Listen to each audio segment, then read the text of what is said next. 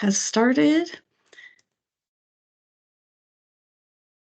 And then I'll go ahead and get our agenda up here and then turn it over to Shelley, our ARC chair, to open up the meeting.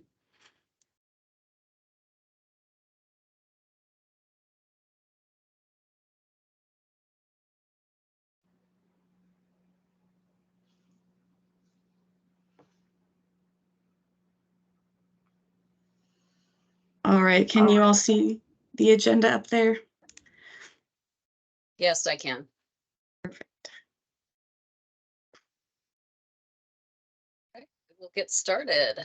I will call to order the ARC meeting on January 24th. I can't talk. 2024 at 1 o'clock. Welcome everybody.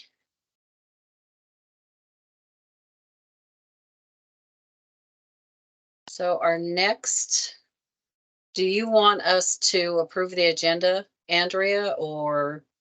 That doesn't need to be done, no. If there was nothing else that you wanted to say as far as an introduction, we can go ahead and start with Tony Beach, our state airports manager, and the review of the 2 SOAR applications. The only thing I'd like to say is it was really nice to see all the applications, all the applicants that were taking the time to fill out the grants. It was nice to actually have more grants than money. It hasn't been that way in the last couple of years.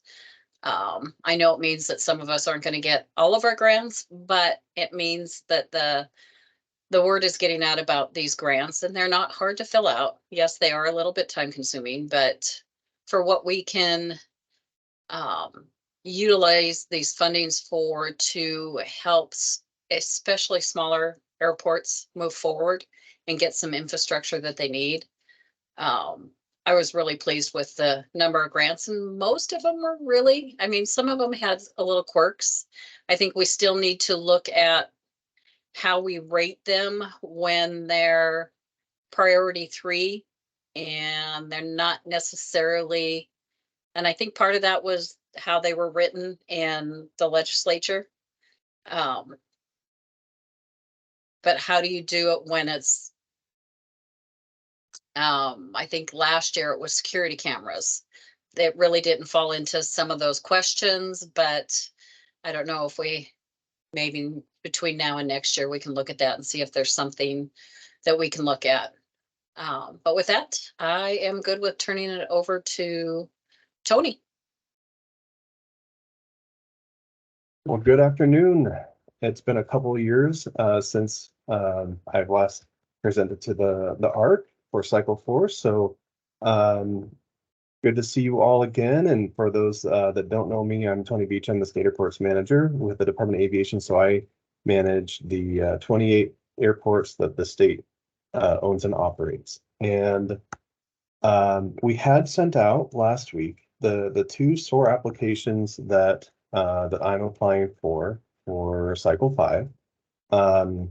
The cycles are a little off from core. This is the 5th cycle for SOAR. And really, I just want to kind of open it up to the ARC and see if there's any questions. I'm happy to talk about these projects. We have 2 applications. One is for the Oak Ridge Runway Reconstruction and Modernization Project. We're looking to use $1 million in SOAR funds to match a overall $6 million project. And then we have a obstruction removal equipment acquisition request up to $250,000. I don't believe we're going to go quite that far with it, but we're just trying to account for inflation and just make sure our bases are covered to get the equipment that we need that will meet our needs. So I'm happy to talk more about these projects, but I know you've all had about a week to look over these applications, and I don't want to just duplicate the information that's in front of you. So is there any questions about the SOAR process or these projects? I see a question from Shelley. Not really a question. I just want to thank you for putting Oak Ridge on your radar. I've had lots of people contact me. It went the gamut from that they were closing it, what's going on, how important it is. And I know for a fact that it's very important because we have overflow from Oak Ridge during the fire seasons. And Oak Ridge is so vital to this part of the country. I even had some pretty lengthy conversations with Representative Conrad regarding Oak Ridge, and he was picking my brain about it. So I'm really thankful that you guys have put this application together and are going to give that some much needed love that it definitely needs some maintenance and some overhaul to make it a safe airport. Yeah, thank you. It does. In the last round, we had talked a bit about the Cape Blanco Airport and the Prospect State Airport. We remain committed to maintaining our most essential infrastructure, which is our runways. And at all 28 of our state-owned airports, we're not interested in seeing any airport fall into disrepair or unsafe conditions, or potentially be in a position where they may have to be closed for safety. So that is the highest priority for us.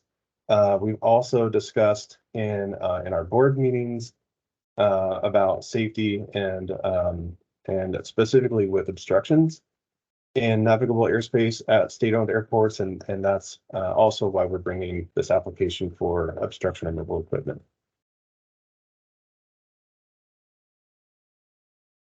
Okay, so those are our two biggest priorities. Tony, And Michelle's hand is up. Yeah, sorry, Michelle, go ahead. No, that's fine. Can you just give us a recap of how much money is in SOAR? Because I see the applications of what's requested for it. I'm sure you sent it somewhere, but I do not have it readily available. Yeah, I don't believe we've sent that out recently. In the middle of last year, I don't have a current balance for you, unfortunately. We can get that though, and I will have that before the board votes to approve either of these projects next week. But earlier in 23, we were forecasting a balance close to $1.2 million by this time. Now, each month we're continuing to receive more fuel revenues that funds the SOAR program. And by the time that we would construct the Oak Ridge project by next year, and then by the time we're able to acquire the obstructional equipment, we're going to have, several months or years worth of additional revenues. Great, thank you. And I will say with this application, I liked to see the numbers in here about how many times it's been closed in the last however many years on those. That was really helpful for context. So good work on that. Thank you. And I see a question. I'm trying to see the participant. Looks like it's Doug Wright from LeGrand. Hi, this is Doug Wright from LeGrand. What is the fuel farm like at Oak Ridge? There is no fuel at Oak Ridge. Is that going to be an issue for you if you increase fire capacity? Well, the firefighting equipment, the conventional occupied or the piloted aircraft, they bring in their own fuel supplies when they're operating the helibase at Oak Ridge. So they do have that pretty well under control. The additional equipment and facilities that is proposed for the modernization component of this project is really going to be more electrical infrastructure to power autonomous or other eVTOL type aircraft. And who's going to use that? Is that ODF or Forest Service or contractors in general? Yeah, all of the above. We've had letters of support for this project from ODF, from the department, from ODEM, and then we are looking at partnering with Lane County Electric on the infrastructure improvements out at the airport. And one last question. Of that $1 million of SOAR, Mhm. you have to match that SOAR money. Well, the SOAR is our match. That's ODAV funds. So basically, this is all gas tax fuel.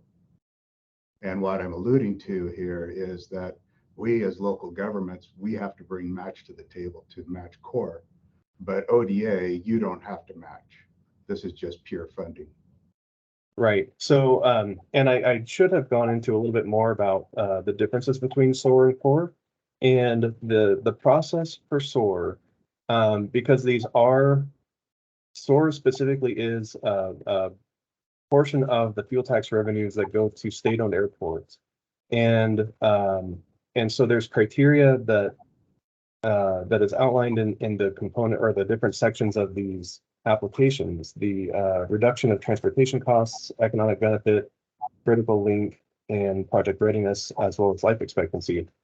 These are the criteria that make a SOAR application, or that a SOAR project has to meet. And what the ARC does, back when ASAP was created, the legislature wanted for local input, and that's where the ARC is asked to make recommendations for these projects to the board for the board to approve.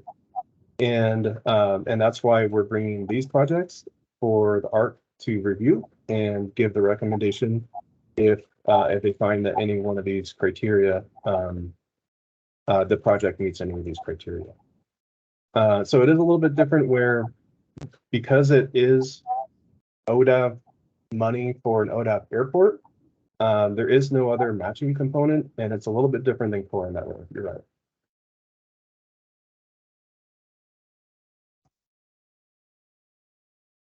Does that answer your question? Any other? Let's see. We have Doug and Craig. Doug, we'll start with you.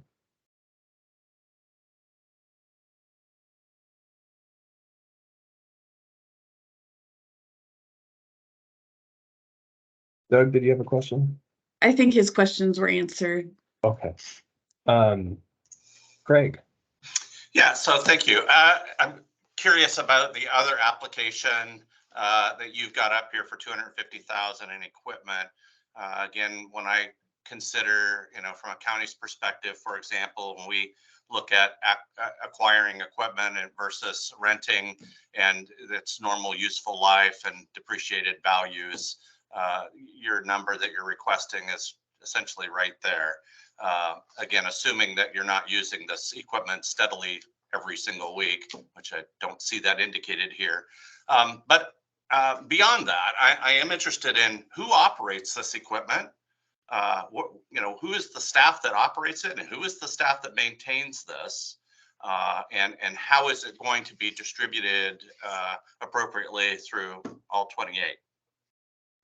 Yeah, so we have 2 airport maintenance specialists, and those staff would operate and maintain this equipment. They are they're based here in Salem, and we have equipment to haul all of our equipment out to all but the most remote airports. That basically Hawaii is the only airport that we really can't get to because of the difficulties with the train and no roads. But every other airport, we're able to bring our equipment out there. We do that with our mowing equipment, with our herbicide applications, and our painting that we are now adding painting services to all 20 airports. So this would be one more piece of equipment that we're able to haul out and address all of our obstruction needs. Does that answer your question? It does. And additionally, backing up, or additional question to this is, this seems like a hefty price tag for what I am seeing here as a skid steer with a flail chopper on the front of it, I guess. This is a problem that we had in my cohort in ARC about some of these applications for equipment, not very well detailed, very difficult for us to understand the price tag associated with some of these applications, and yours is no different. What are you buying for $250,000? Well, we are certainly not looking to spend more money than we need to.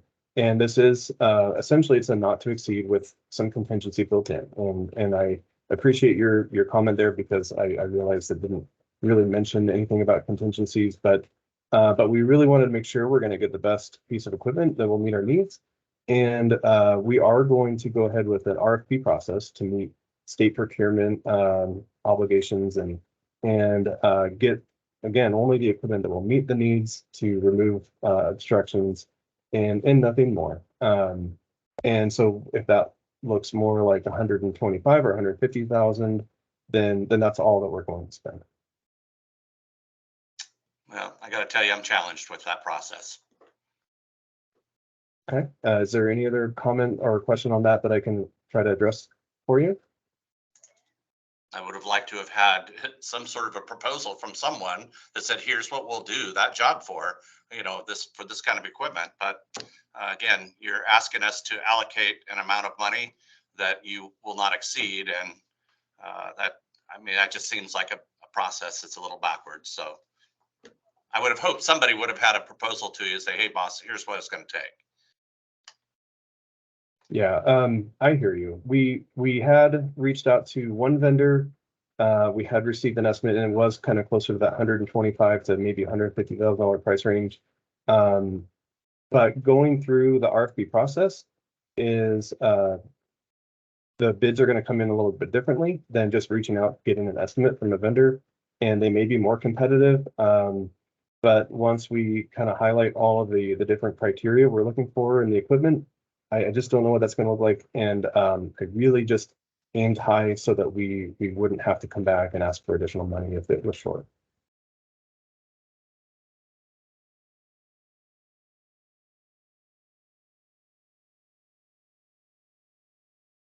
Okay, Shelley had her hand up. Tony, one thought when I was reading this, would you have the ability when you're going to different areas of the state to your airports? All airports have obstruction problems, and it's a very expensive proposition for most airports. Is there a possibility once you achieve the equipment that maybe you could work with some of the neighboring airports that you're going to be at to maybe assist them either via rental or figure out some type of usage for those airports that you're going to be close by so that they can actually utilize the equipment also? I know it's all fuel tax, so all airports put in for the fuel tax. I'm just wondering if that isn't something to look at down the road, that you have this piece of equipment, it could be better utilized with all the airports, and maybe there would be some rental or fee structure or staff. I know you only have a couple of staff members for all the maintenance, but obstruction removal is at all airports. I don't know of any airport that doesn't at some point have obstruction issues. So just to keep that in the back of your mind, I know having the equipment you need to do the job makes it much easier. And I do understand what Doug is saying too. That's it's something that we need. It's just anything is expensive. Yeah, a couple of things. So definitely, we had worked up an agreement, a rental agreement with the Scappoose Airport recently for the use of our closure markers.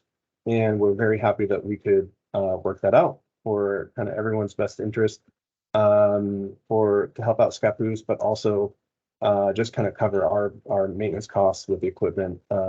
So we could definitely look at something similar for the obstruction removal equipment. We do, between all 28 of our airports, we're going to have rather extensive obstruction removal needs for especially the first few seasons outside of nesting season. And then just going forward, I'd be happy to look at some kind of rental or loaner agreement to help out other airports.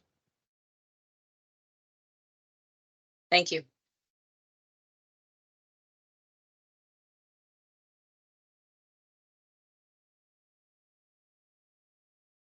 Okay, I'm not seeing any other hands raised.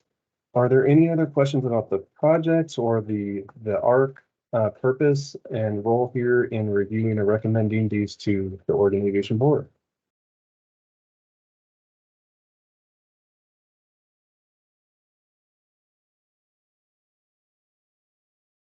Okay, I don't see any. These are the two applications that we have for cycle 5.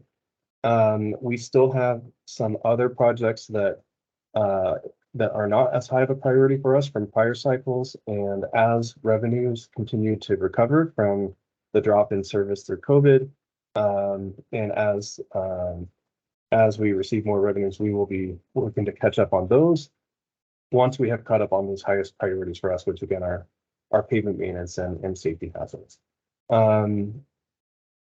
That's really, I know you have a lot of work left to do with core, so I don't want to keep you too long. That's really all I have to say. So with that, I would ask the ARC if you would recommend these projects, and I think Chair Humble, I'll leave that portion with you if you're ready for a vote on recommending these projects. Okay, before I do that, I just want to, in the meeting chat, it says George Bewley and Zachary Bass. Do you guys have mic capability and camera now? Only the ARC members have that capability, so I did Okay, get so I they- did get Zach access, but George doesn't know. Okay, George is with the FAA. I just saw that. Right. Thank you. Mhm. So with that, Andrea, do we need a formal motion to approve the SOAR grant applications as submitted? Yes, please. Okay, and Zach says he still doesn't have. Oh, okay. Let me look at that again for you, Zach. Okay, so I am entertaining a motion to recommend the 2 SOAR applications for funding to the State Aviation Board. Do I have a motion? I will make that motion. Michelle Bradley. Thank you. Michelle Bradley makes the motion. Do we have a second? Second, Mike Quilty. Mike Quilty had his hand up first. Is second. All in favor, raise your hand. And Andrea, I can't see everybody, but.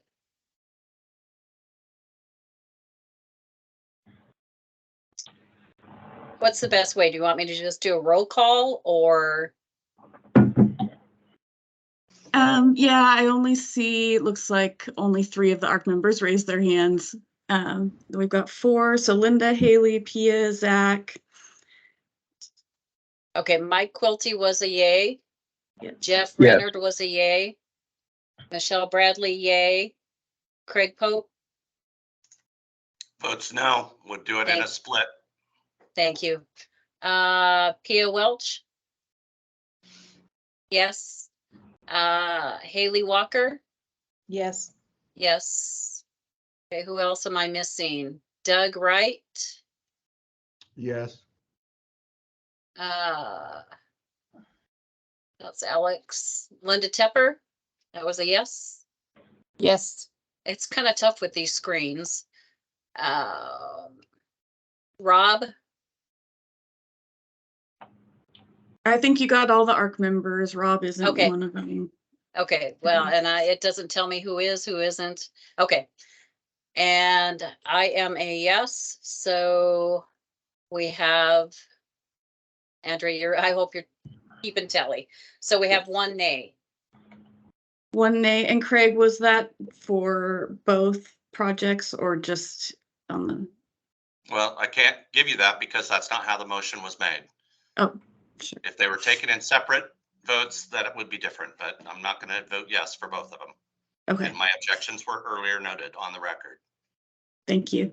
And I do want to add that when we do our request to the board next week, the ARC chair will have an opportunity to share comments to the board as well for this meeting.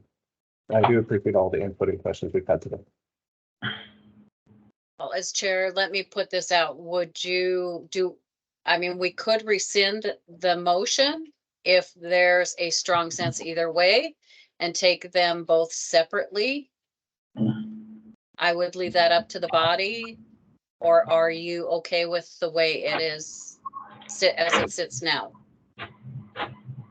I'd be happy to rescind the motion, but it feels like it's really lopsided as it is. So I don't know that the sum game at the end, I don't know if that's the same or not, but I'd be happy to if there's thoughts either way.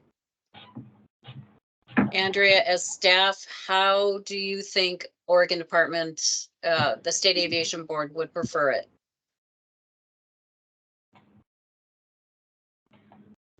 It probably would be most appropriate to separate them out because they look at approving them separately. They are two separate projects. Okay, so according to Robert's Rules of Order, Michelle Bradley has rescinded her motion. Mike Quilty, you were the Pull second. my second. Thank you. Motion has been rescinded. I need a motion to approve the SOAR Cycle 5 Oak Ridge application. I will make that motion to approve the source cycle application. I'll second The it. Oak Ridge. Oak Make Ridge. sure we have the Oak Ridge. Okay, Correct. perfect. Thank Yes. you. And I'll Mike, second the Oak Ridge application. thank you. All in favor, raise your hands. Point of order. I'd really like to have a roll call vote from Andrea's perspective using the ARC members. Okay, All right, so we had the motion by Michelle, a second by Mike. So next on the list, Craig Pope, I vote yes. Shelley for the Humble. Oak Ridge. For Oak Ridge, yes. Yes. Okay, perfect. Thank you. Shelley Humble, Yes. Jeff Renard, Yes. Doug Wright, Yes. Zach Bass,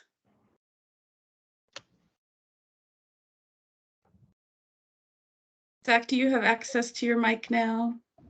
You should. I do see your hand raised.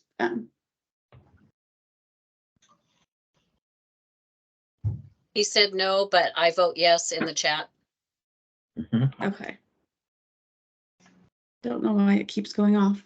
Can you hear me now? Yes. Okay, it popped up, but it's done that a few times, so just be aware if I need to vote, and I can't, I'll put it in the chat. Thank you. All right, Linda Tepper, Yes. Haley Walker, Yes. and Pia Welch.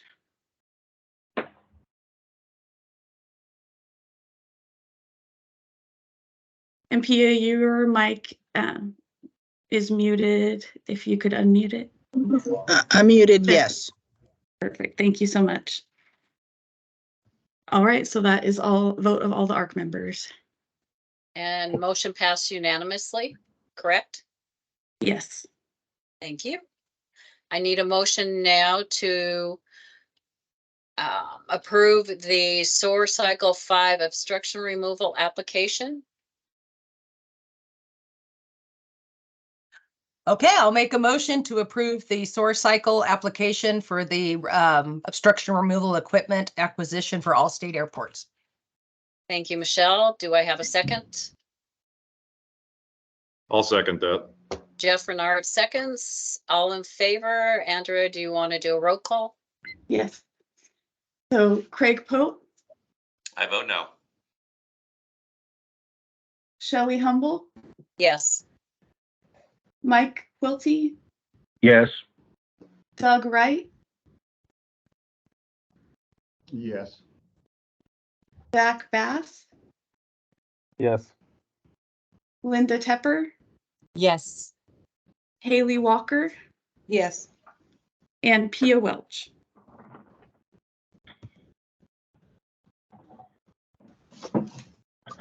Yes. Thank you. Motion carries with one dissension. That takes care of the SOAR applications. Next on the agenda.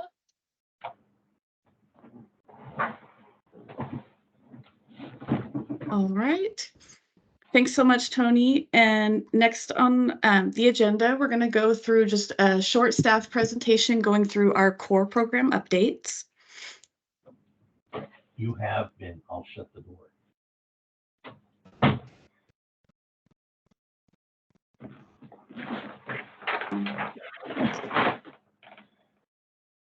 Okay, so just really quickly, we'll go through a little bit of background of the program and then our core program statuses.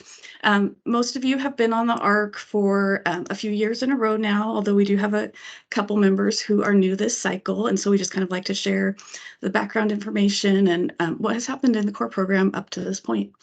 So the Aviation System Action Program, or ASAP Fund, was created as a result of House Bill 2075 in 2015, which established a temporary increase to aviation fuel tax to fund grant programs administered by Oregon Department of Aviation to benefit Oregon airports and aviation. This increase in fuel tax was made permanent in 2021 through House Bill 2434. ASAP consists of 2 grant programs, both of which have a strong rural emphasis. So Critical Oregon Airport Relief, or CORE, and the CORE program receives 75% of the fuel tax revenue from ASAP and provides grants to Oregon's public use airports. Since the first cycle in 2017, CORE has provided $18.7 million in funding for 226 projects to airports all over Oregon. And then the state-owned Airports Reserve, SOAR, receives 25% of the fuel tax revenue from ASAP and provides funding for 28 state-owned airports for safety improvements, infrastructure projects, maintenance projects, and capital improvements. Every year we run our course cycle pretty much the same way. So we have our application cycle that happens in the fall, which typically is October. This past cycle was October 9th through November 3rd. November and December, we completed our internal review and also reached out to all of the area commissions on transportation to have them appoint our Aviation Review Committee members. This past couple of weeks, January 8th through 12th, the ARC members met in cohorts and reviewed and scored the applications. And of course, today here, January 24th, we are here for ARC members to discuss all of the applications, their current scoring, and then rank them for recommendation to the State Aviation Board, which meets next Thursday, February 1st. And then once the board approves, February 1st, staff will begin sending out the approval notifications to the applicants who were funded, and we'll start the whole process of executing grants and getting more projects going. Next, just a little snapshot of the grants that have been funded by cycle. You can see their first cycle, there were 31 grant awards, a little under $1.7 million. Cycle 2, 24 grant awards, again, about $1.7 million awarded. Cycle 3, there were 28 grants that were awarded, and close to $2 million was awarded for those grants. Cycle 4, 2019 to 2020, there were 24 grants awarded at approximately $2.359 million. Also in that cycle, of course, was during the pandemic, and the FAA funded AIP projects at 100%. So a lot of the grants that were awarded in that cycle actually didn't end up being funded because the projects were covered by the FAA. So we ended up actually only having 4 core grants during that cycle. And we were able to carry that additional revenue that wasn't handed out forward to these future cycles. 2021, again, there were 44 grants awarded at about $4 million, but the AIP grants were once again funded 100% by the FAA. So we ended up not spending that whole $4 million and moving the revenue forward. Cycle 6, 2021-22, we had 37 grant awards, a little under $4 million. Last cycle, 38 grant awards, a little over $3 million. And in this cycle right now, as you all know, we had 66 applications, and the total requested was a little under $7 million.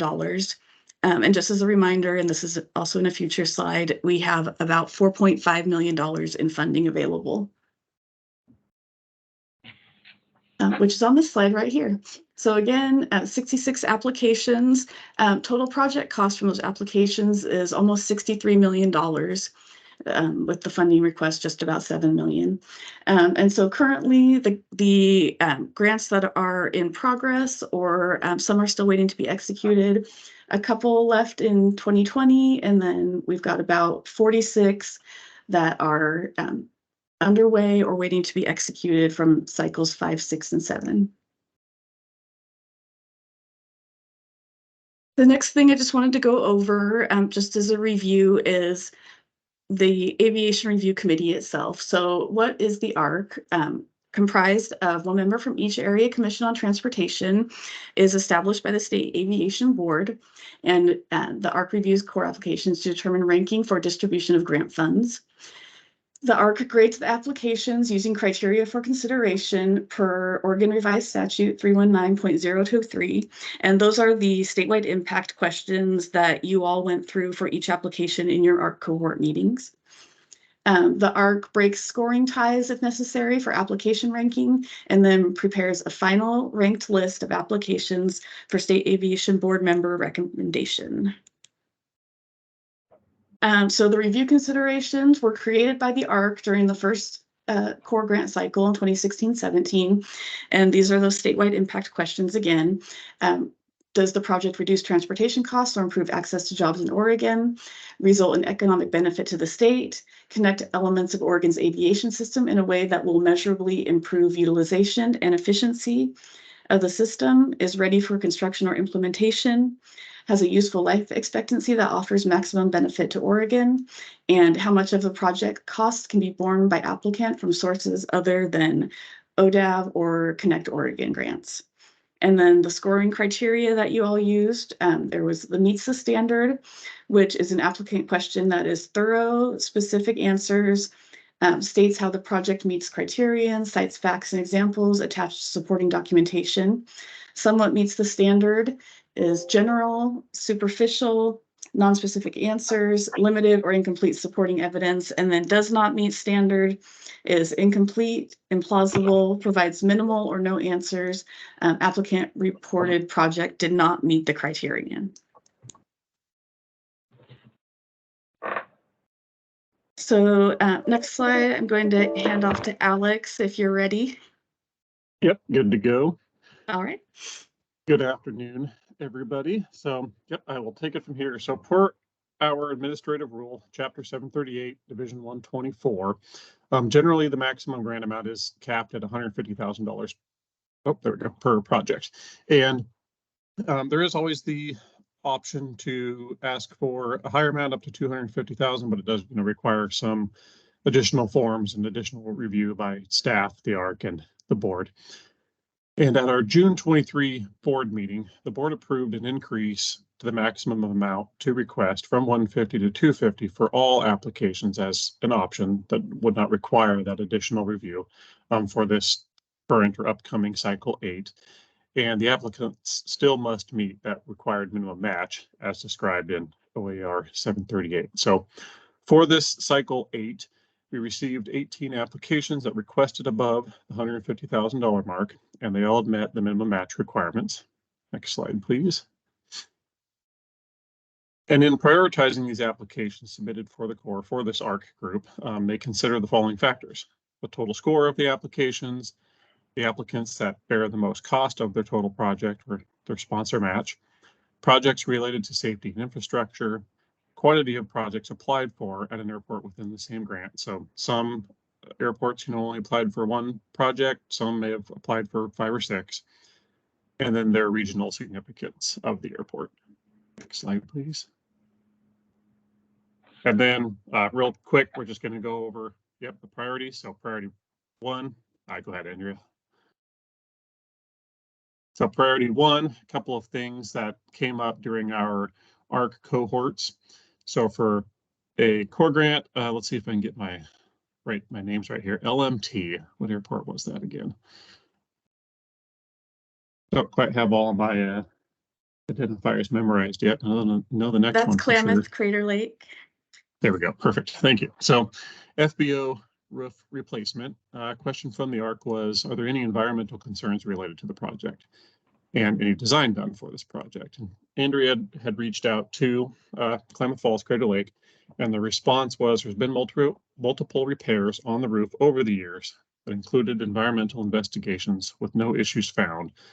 No specific design is associated with this project, and the contractor has looked at the job stated and has stated it is straightforward with no special considerations. Any other questions on that one? Yeah.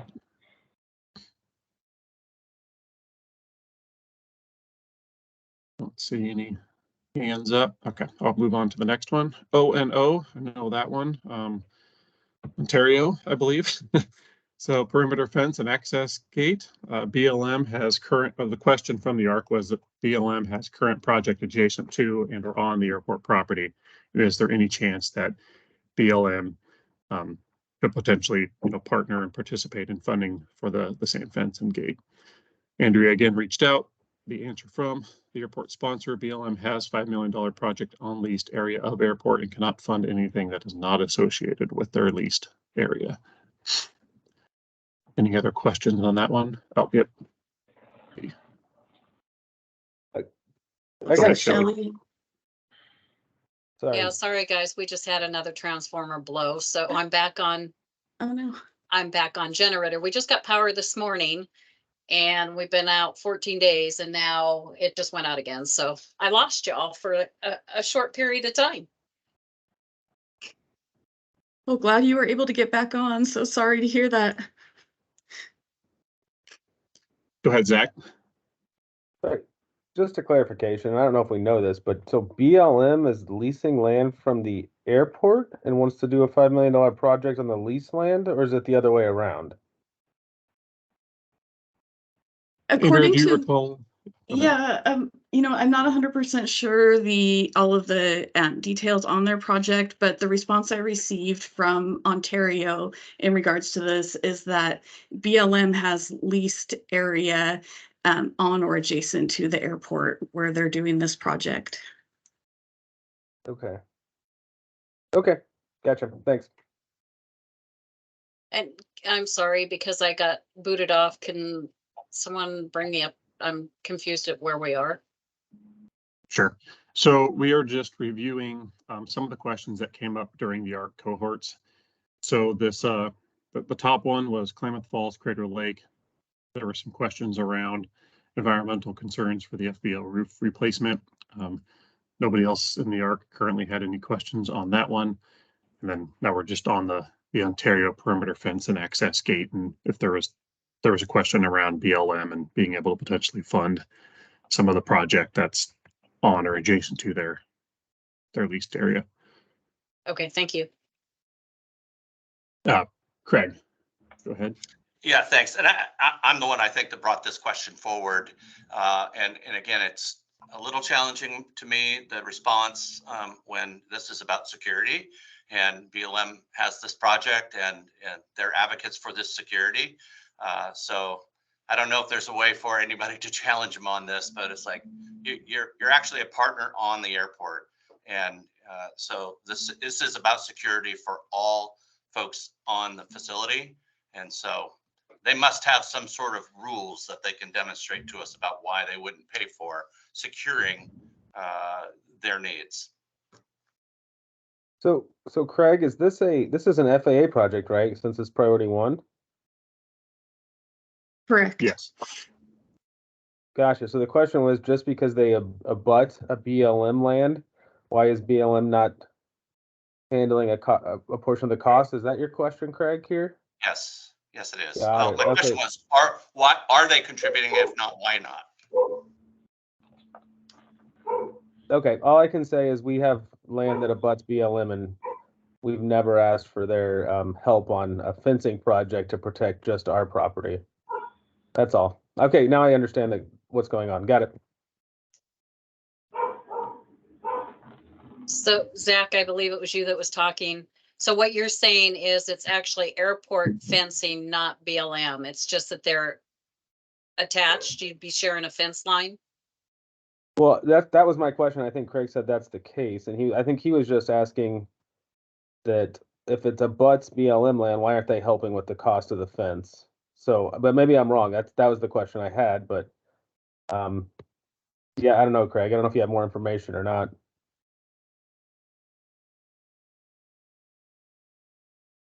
And we have a couple options here. I mean, if the ARC would like to, we could always reach out one more time and ask that question, or the ARC definitely has the option to, include a note in here.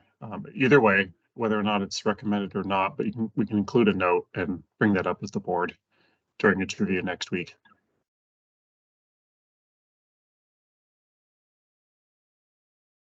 Yeah, I mean, if it's just a perimeter fence around airport-owned property, then I don't see any issue with it, especially if the FAA has already approved the project. So anyway, okay. I would actually ask if staff could reach out and get that clarification. I think that makes a big difference on this grant. And if that is, and then also have it as comments for the State Aviation Board. Okay. Because I Will agree, do. if it's BLM that's benefiting from this project, if it's a gate for BLM to get through, then I don't think that's what core is meant to be. But if it's to do a security perimeter fencing for the airport, BLM is just adjacent to that property, well, then it would be an airport project. And I think clarification would help everyone. Yep. Okay. Understood. We'll reach out to them and get some further information, and then make sure to make a note as well for the board. Are we able during this process to pull up their application real quick and just look? Yes, actually, I'm finding it right now. Oh, okay, thanks.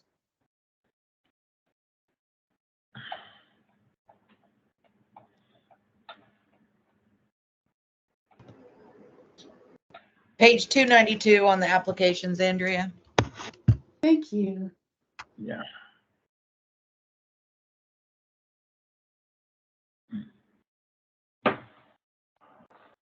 Okay, hopefully you can see that up there on the screen. So yeah, this is the install perimeter fence and access gate. So here's their summary, project purpose and description.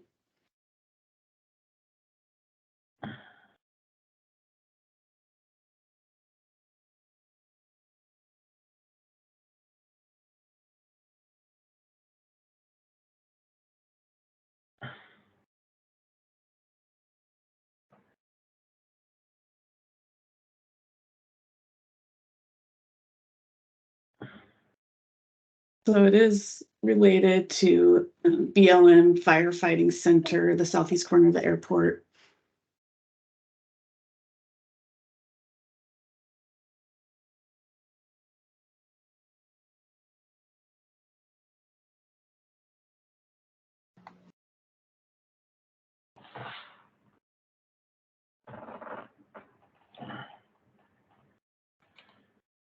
Is it actually related to, it would appear that it's still a perimeter fence and it just happens to be in the proximity of where they're located.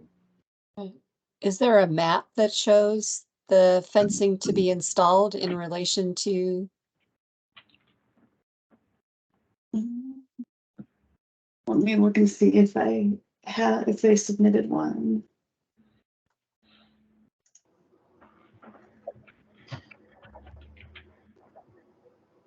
This is Zach. I mean, just from reading that, I'm good. I mean, I think you're right. It's a perimeter fence already on airport property that allows for a big development.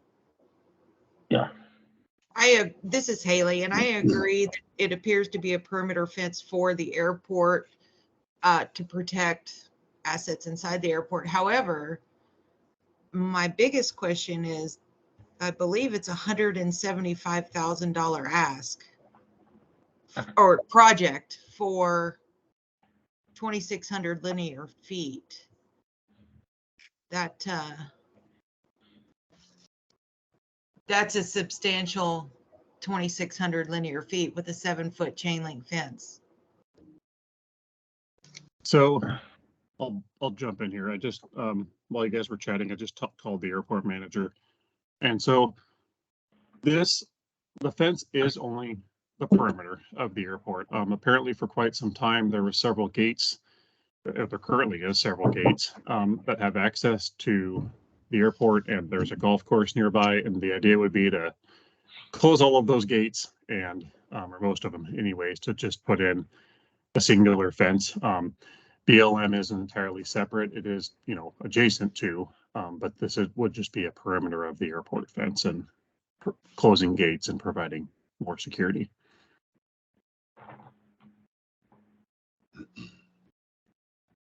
We did have a fencing quote, and we came in at about just under $50 a foot, though this is actually at just over $67 a foot. But mine was my quote was a year ago. Yeah. Well, and with it being an FAA project, it's going to have to be designed to FAA specifications, Mhm. which always costs more Yep. because you're Fair going to enough. have, is it 7 foot and a 1 foot barbed wire? Or is it 8 foot and 1 foot? Either way, it's an expensive undertaking when we have to follow FAA guidelines. Fair enough. Good. It's good to hear that comparison price too. So I'm good with that. Yeah, this is Zach. I kind of brought this up to begin with, but I'm good now. Thanks. That's a lot of good information.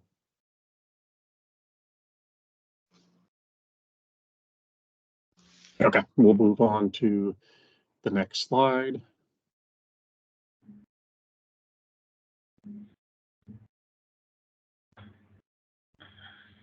Okay. So still priority 1, A block, that should be Brookings, taxiway and apron surface sealants, phase 2 construction.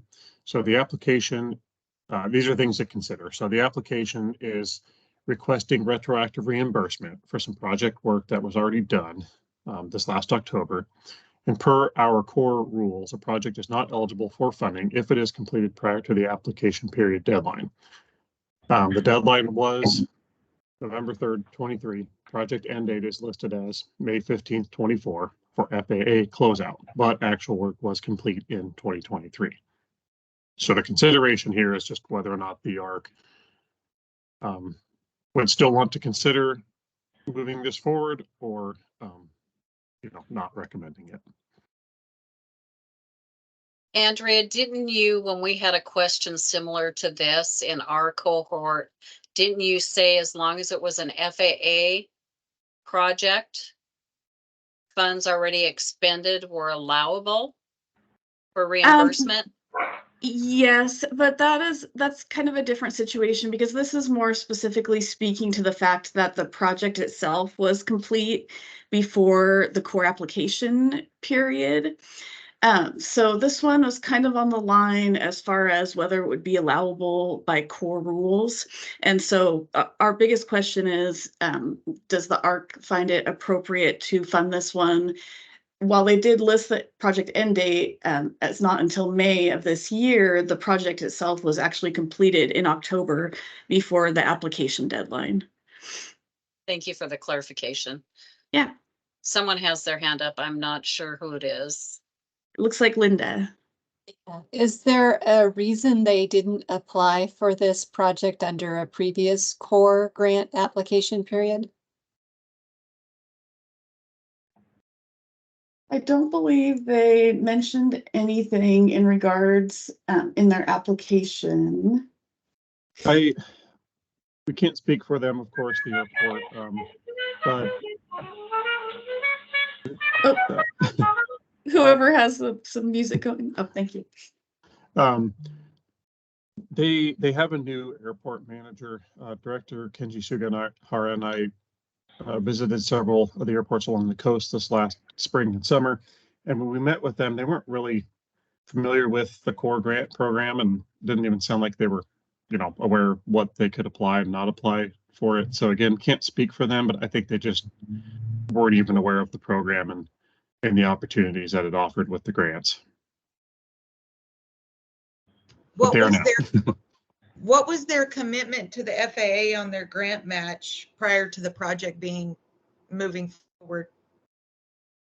So their costs were at $66,008. So but they had to commit to the FAA that they had that match in place prior to the project proceeding. Correct. Yes. Big question mark. Hey, Zach here. I mean, I think this Yeah. sets an FAA closeout can take years. I mean, I think it's the slippery slope to allow for that being, the point where we're all, you know what I mean? Like, I'm a little worried about that. I think it should at least, maybe you can be reimbursed and up until the application date, like we have it set currently, but I don't know if I agree with this. I would agree with the Zach. It kind of does set a slippery slope precedent on future core grant applications. I'm in agreement with both of them. I would also reiterate that. And I think my biggest reason I would say we shouldn't fund it is the fact that they've already got the project complete in October of 2023. So even before the cycle was started, they've already got the work completed. So it's like, okay, now that we've got this, let's ask for a grant and see if we can get our money back. That I think you're right. I think it's a slippery slope.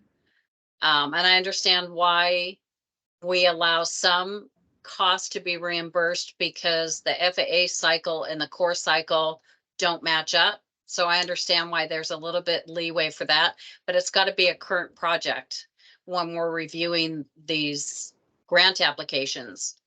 And when they're awarded, that project to me must be still open and in progress. Yeah, So I make a motion. I don't know if it's a motion, but I don't, I guess I'll let whoever was talking talk, but I don't know, however we do it, I think we don't allow this. Well, okay, I will no, I take think that. you started it. Zach, I will And- take that as your motion unless Andrea. Well, I was just going to say, once we get through just this last one that's on here, we'll bring up the whole list of priority ones, and then that's where you can do the motion to approve all as listed except Brookings application 78, or however you want to make that motion. Perfect, thank you.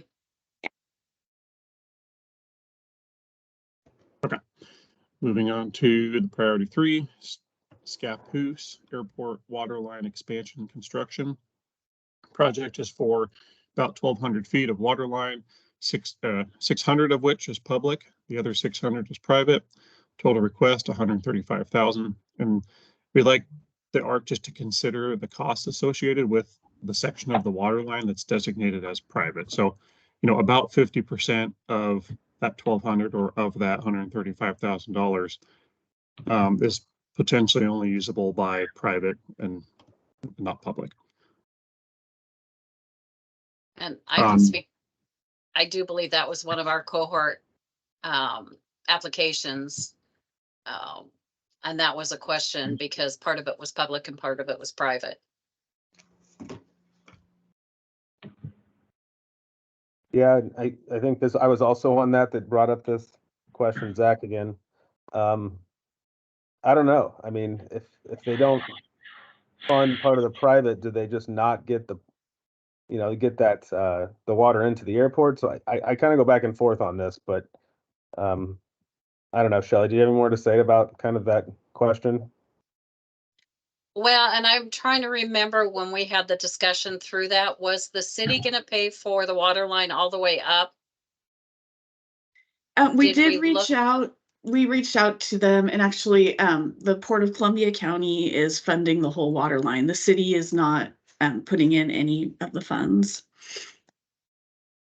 Okay, so they're asking for the whole, so they're asking for the grant to cover both the private and the public. Correct. And I think that's not where we want to go with our core funding. If they did and maybe we can possibly amend their grant and say that the core grant would be acceptable to fund the private, or the public, not the private, the airport portion, not the. Yeah, and Shelley, this also brings up the difference between a sponsor and an airport And some airports are subsidized by sponsors, so there's that tricky line of, where's that, I don't know, center, And water's important Mhm. for airports. I guess I Yep. would have a little bit of a concern. I mean, there's nothing that would prohibit the water line from getting installed and then an entity having a connection fee. So, Core Grant could fund some of the cost of this project, and then us, a sponsor could actually get reimbursed themselves by having private individuals connect into it. And so somebody's coming out ahead at the expense of Core Grant funding. Haley, your hand is up. Yeah, I agree with the previous comments made. In addition, I guess my experience is that private hangar owners and folks that operate on the airports typically are responsible for funding their own infrastructure rather than the city or the sponsor or county, whatever that may be.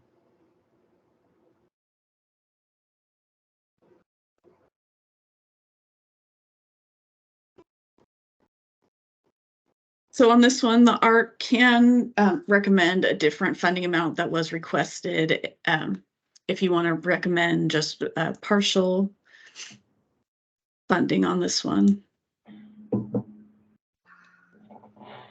This is a deep, complicated decision here, right? I mean, I think we all face this and all kinds of stuff. So I don't know how involved the ARC wants to be on making. I don't know. I don't know. I guess it is our decision, but I don't know.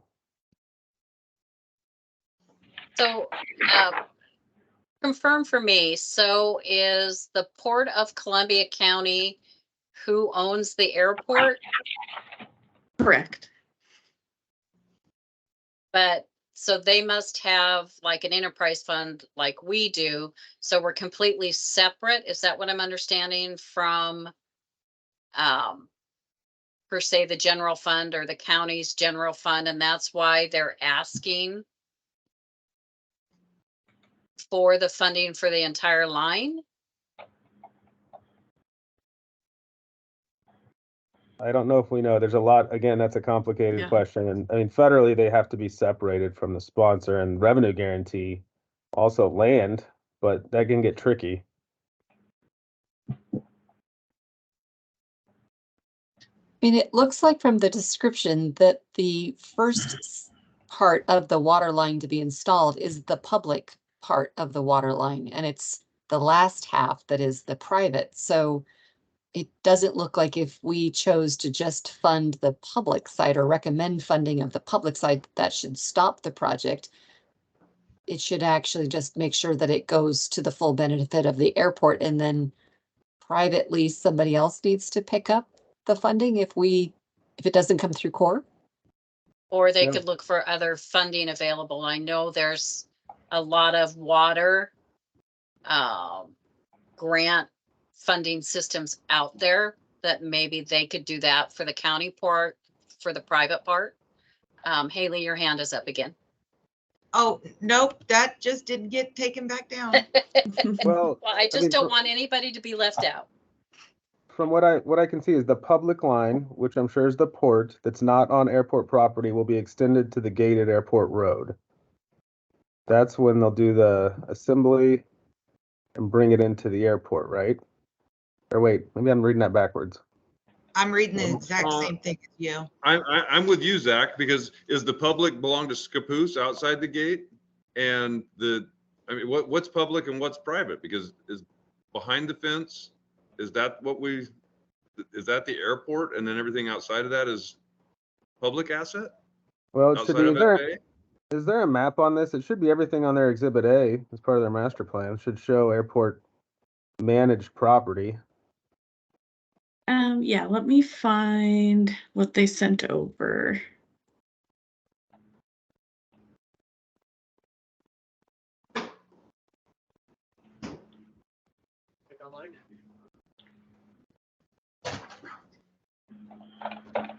it'd be nice to just see a map that identifies the project, but also the separation between airport managed and owned property versus the port and sponsor property or private.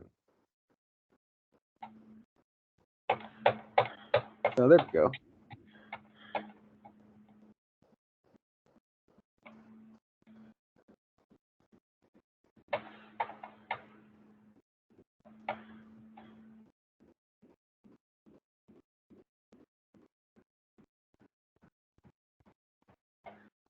So I guess my concern, and I'm guessing it's all yours concern, is I don't want my sponsor, the city, putting in, let's say, a water pipe that's mostly on either private or their property just to get water to the airport and having the airport pay for it. I think that's revenue diversion. I mean,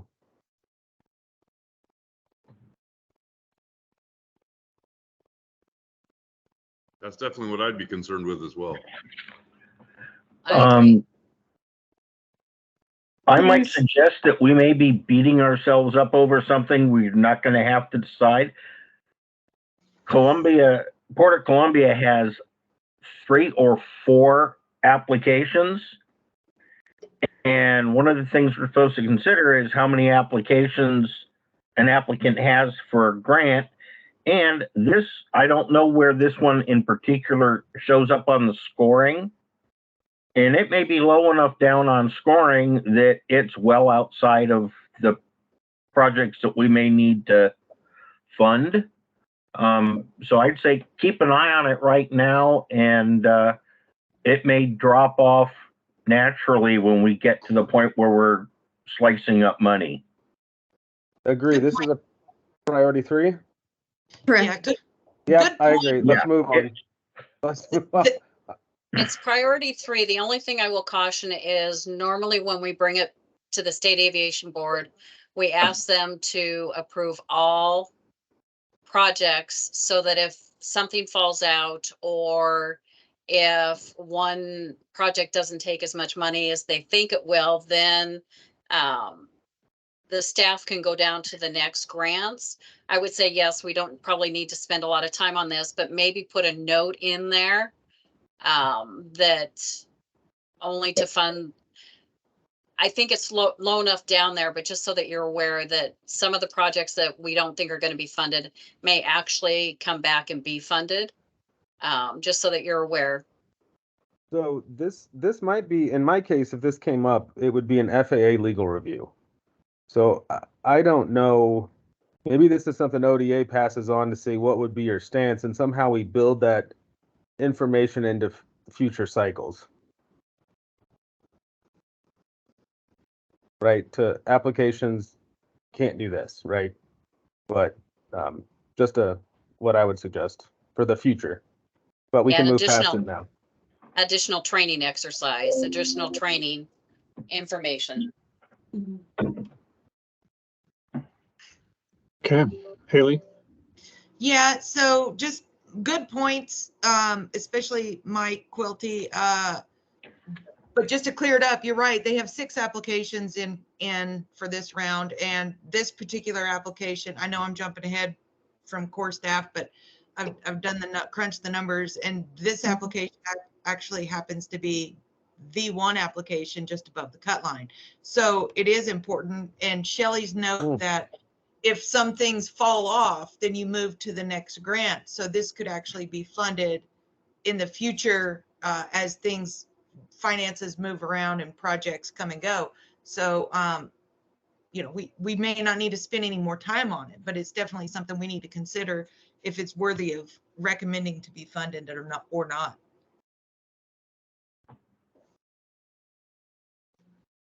Well, So- should we move? Yeah, should we move forward and then just see where that cutoff line is? And then, yeah, we're probably gonna have to talk about it again, it looks like.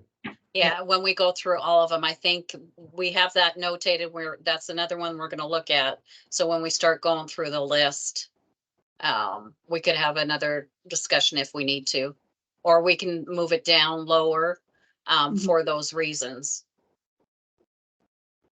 Linda, your hand was up for a minute. Did you have any other comments or question? No, I was just, we'll talk about it later, but I was just Okay. going to recommend making a note that, perhaps to just, if this project was considered for funding, that the group is recommending only funding that portion that is on airport. All right. Okay, we'll move on.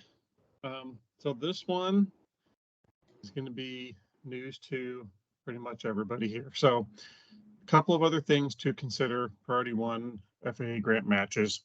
So per ORS 319023, as of now and forever, since this has, I guess, been in existence, the ORS specifically states that match requirements are for FAA Airport Improvement Program, AIP grants.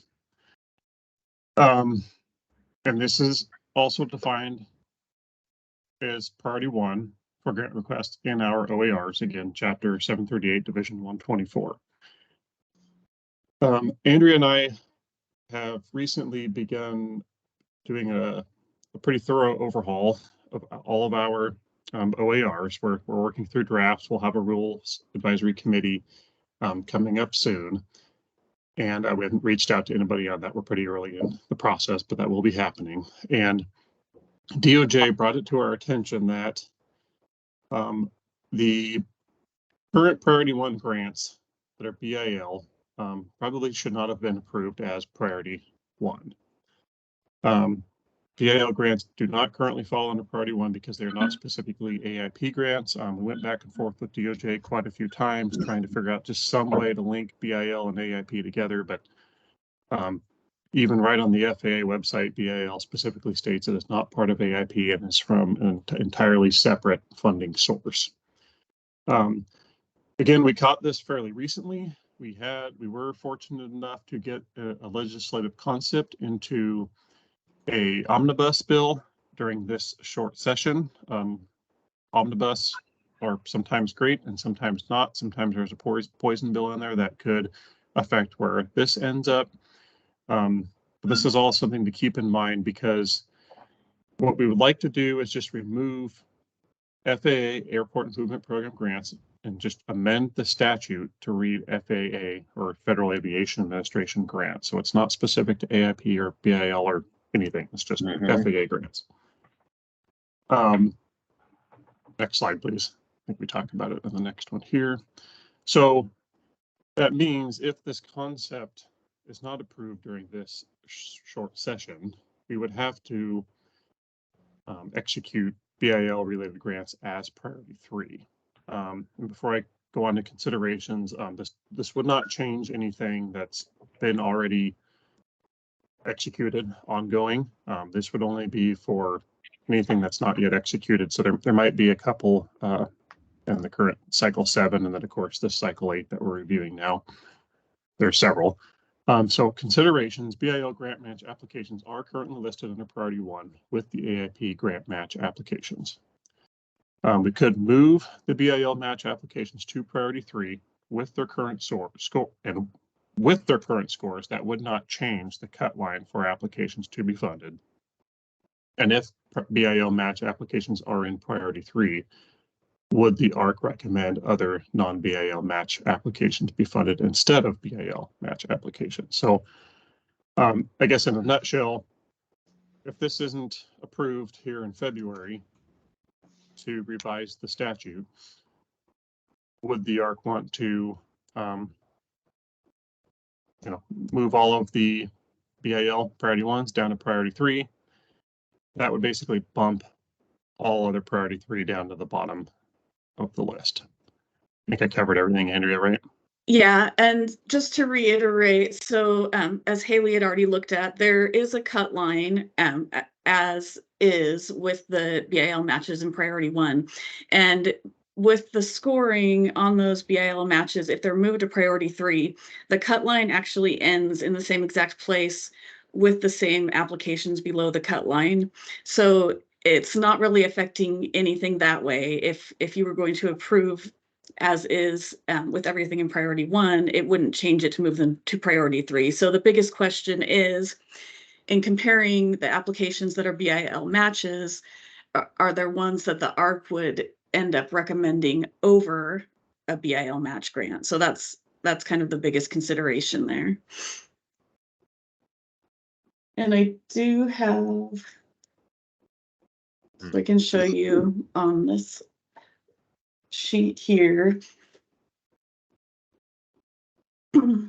So the cut line, as Haley noticed, falls right here with that Scappoose water line application being the last one funded.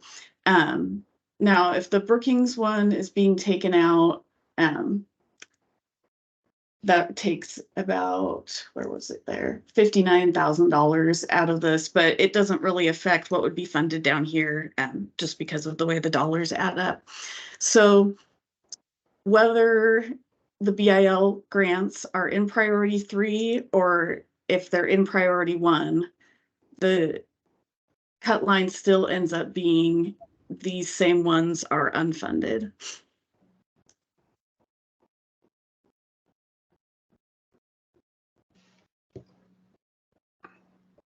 Haley, go ahead. So good explanation. Question though, when scoring is taking place on these applications from staff, can you help me remember if there's higher scoring for FAA matched projects to move them into priority 1? And if so, then wouldn't that affect the scoring of the BIL projects?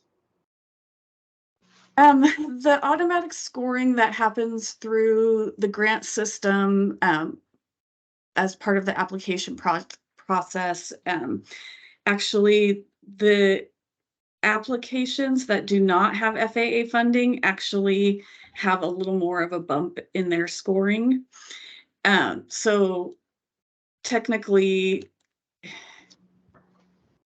I would say it's more probably closer to being a wash.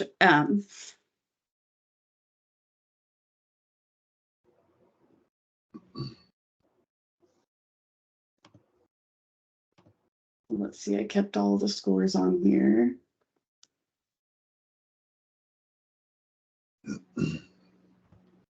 So for example, just by when you're choosing in the application process, if it's an AIP or a FAA grant match as opposed to not, there's a little bit higher internal scoring through the grant system for ones that are not, because of the fact that the FAA matches are typically approved first anyway, if that makes sense.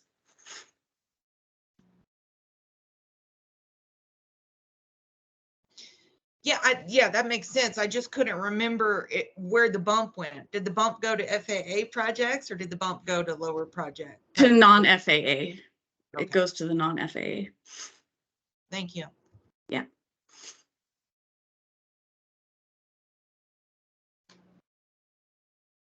Do we have the I mean, I'm sorry, I didn't put this grant in myself, but aren't they combining BLA or AIP and BIL together as part of the application, or are they actually separating out the grants? And if they are you guys looking through all, you know what I mean?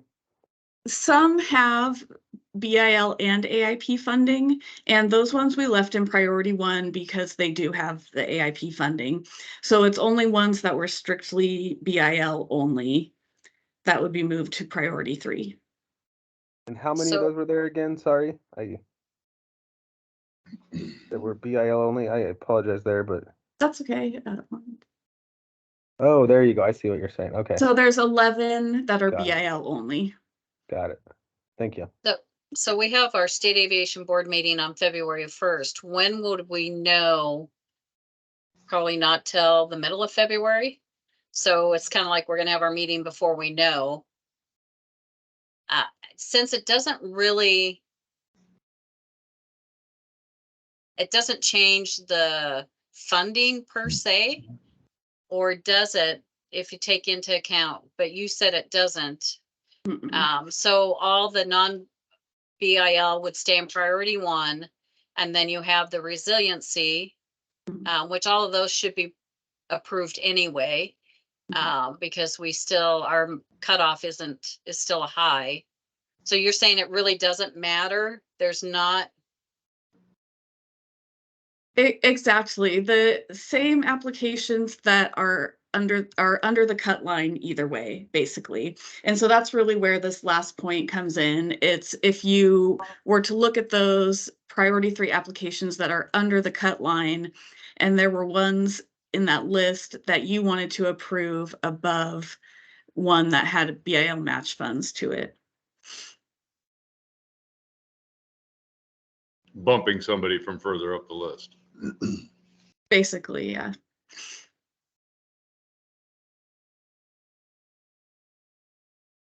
I mean, I myself, since we're having the meeting beforehand, I would think that as it's not changing anything, so the same projects would be funded, whether they were listed under priority 1 or priority 3. I would say so if we don't change it, then we may have to have the ability to come back and meet and change those, correct? Would it mean another meeting, or? So if we do it now, we don't have to come back. If we don't do it, would we have to come back and reprioritize? Well, you guys are going to make your recommendation to the board today, so there wouldn't be coming back to change anything after that recommendation. So basically, the way to look at it is to consider the ones that are below the funding cut line. If there's any of those that you think should be funded above a BIL only match grant, then that's how you want to Got it. recommend it to the board. Got it. That makes sense. I finally got that. Thank you. It is a little confusing. Yeah, it's just tough though, because a big piece of it is knowing what's priority 1, 2, and 3, right? Mhm. Because there is probably some really good priority 3 projects, and okay. Yeah, and again, I mean, this was just recently brought to our attention, working with DOJ, going through administrative rules, and we really tried to just find a way to where nothing had to change and we can continue as we had been, but we were just not able to get there. And so I know this is news to everybody here, and then we will be bringing it up at next week's board meeting as well, to discuss it further there. And then Director Kenji and I will be meeting with the Committee on Transportation to, see if we can get kind of a rough idea of where they feel this could potentially go. So I would like to just throw something out. So I know we're spending a lot of time. I would suggest that we move all the BIL only down to priority 3. See if everybody's okay with making a motion to accept the priority 1 as amended and the resiliency as amended. And then we can spend our time looking at the projects in priority 3 now that the bill projects are being put down in there, and then see how they fall out, and then maybe that's where we need to spend our time. Jeff, you had your hand? Well, just, yeah, clarification, I guess. The legislation that's being looked at, they may find in BIL's favor that it is an FAA funded, that DOJ may find that that's adequate to leave them in tier 1, then we'll just be moving them right back up, or I mean into priority 1.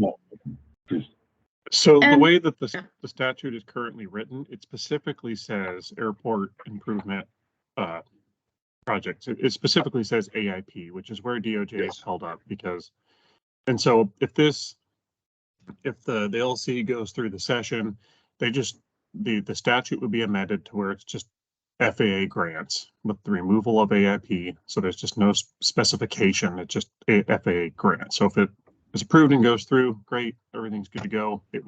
We could keep BIL as priority 1 going forward. If it doesn't go through, we just have to bring it back for the next session, and we have to process them all as priority 3. So go ahead. No, I was gonna say, I'm personally inclined to leave it just like it is, and let's let it ride until that meeting's over. And here's one other thing to consider is that this really only affects how you approve and recommend the applications. So if you move forward as approving them as priority 3 applications and it goes through the board approval, and then the statute is updated per the legislative concept, nothing changes in the way we execute the grants. So it's really more about the prioritizing and approving what you want to approve for funding. The same really if we leave them in the priority ones and the legislative concept doesn't get approved, it doesn't change the way we execute the grant itself, the agreement when it comes to it. So it's really about how you want to prioritize and approve them for funding. And I think if I understand correctly, what it means is the priority 3, including those bill funded projects in there, it does mess with those projects per se. Because right now, being in priority 1, they're automatically given, not by scoring, but there's enough money in the current priority 1 projects that all of them would be funded. Whereas taking them out and putting them in priority 3, that doesn't necessarily. So there may be, if they were in priority 3, there may be other priority 3 projects vying or with the same scoring numbers. So I think it does make a difference.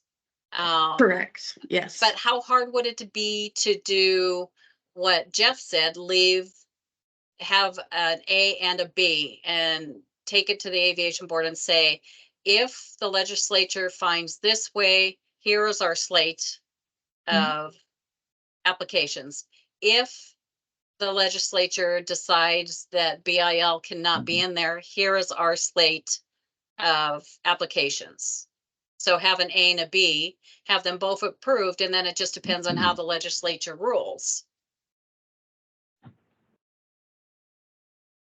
Yeah, I don't see why we couldn't do that. I think that would be totally fine.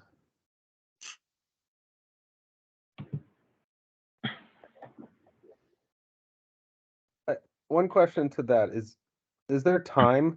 Is this cycle going to change at all? Is there even time within the legislative decisions and how long it takes to implement before we actually give out these? Do you see what I'm saying? Like, are we talking more cycle 9 than cycle 8 really?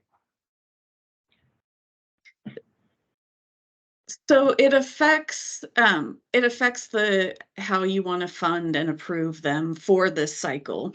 When it comes to executing them, I believe that it wouldn't even be effective, I think, until June 1st if it does pass. But it doesn't really affect if they are priority 1 grants. If they're under priority 3, I guess no, what I'm getting at is we do an A and a B, but is that logically going to take place before we actually give out these grants? No. Is that right? I mean, that's what do you understand what I'm saying? Like, the legislature, we won't know what the legislature is going to say until after the board, after this has already gone through board approval. I think that's what you're asking, right, Zach? No, not board approval, but before we give out the grants themselves. So like executing agreements?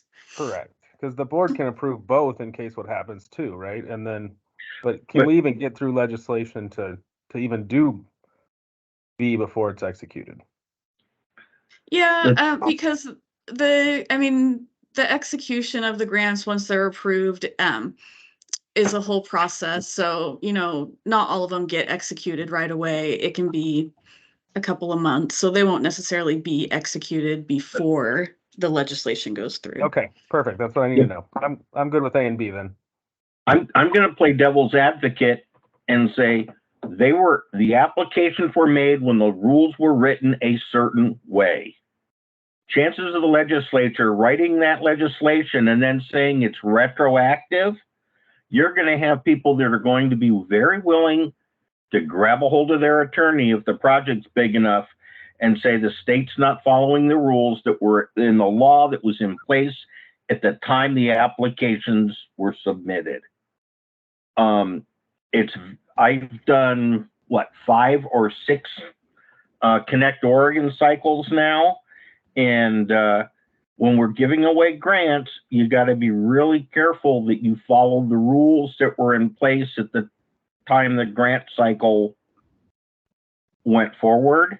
I think what we do is if we think we have some of these that are really good ones, we write a really big, nice justification next to it as to why we believe this rises above where its ranking would look, because we've paid attention to what's going on or looking for what is the best economic benefit to the state of Oregon, regardless of what the programmatic ranking does.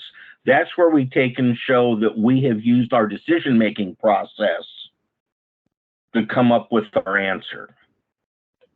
Agreed. I stick with what we have to go by right now. That brings another question for me. So how is that going to affect the applications if we have to go by what is in the ORs and the core program? If they listed it as a priority 1 and legally it's not a priority 1, is that going to affect the ranking? So that would just be an administrative process for Andrea and I. We would basically just have to go into the individual applications for BIL and change them to priority 3. Does that answer the question? Well, I understand you guys can change them, but how is that for the applicant that chose priority 1? Is there going to be any legal ramifications if you guys go in and change them to priority 3? Does that make sense? So it doesn't really matter when you put your application in, if you say it's a priority 1, but it's or say it's a priority ranking. 2 and it's a priority 3. Shelley, Correct. It more goes to how the ARC and the board are actually approving them. So someone could put their application into the wrong priority. But if it gets approved in the correct priority, that's more what is important. Perfect. Let's move forward, I say. As long as we're following the rules that are on paper right now, at least legally, we're making the right decisions. And that's the guidance. Yeah, and that's the guidance that we received originally, was that to apply as a priority 1, that it's an FAA project. I think we leave them right where they're at until we're told different. No, wait, maybe now you get me confused. I mean, I think we should follow the staff's recommendation of the legal definition, keep them BIL in Cat 3, and walk through this process as the DOG has recommended. So not keep them there, but move them there. Move them to the priority 3, down to priority 3. Yeah. Yep. That's the way the legislature wrote the rules, and unfortunately, it looks like we applied them incorrectly in the past. Okay. So if I'm understanding, it looks like everybody might be on the same page to approve. Do we have any ties in priority 1? Well, so the total priority 1 ask with moving those BILs out is $2,482,236.90, and the final application scores, it does not look like there's any ties there. The only one to consider would just be that Brookings one. Oh yes, the Brookings one. 78. Yeah. Oh, thank you. So go ahead. So that one, did the ARC want to fund that or no? And that was the retroactive reimbursement request. I will make a motion not to fund the Brookings grant. I can't, my eyesight is not that great. Let me make that a little, not quite that. That I can see. So This that is Linda, and I would second that motion. Application The 78. core application COAR -2024 KBOK -00078, that we do not fund that application. So Shelley presented the motion, and was that Linda that second? Yes. Okay. And then I'll just go through and to each of the ARC members. So Michelle, I agree. Craig, Yes. Mike, Yes. Jeff, Yes. Doug, Yes. Zach, Yes. Haley, Yes. and finally Pia.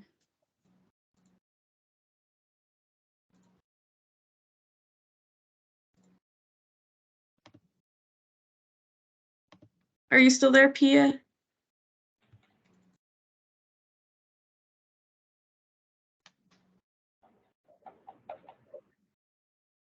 It looks like your microphone is on, but it doesn't look like we can hear you. If you aren't able to use your microphone, you could put yay or nay in the chat.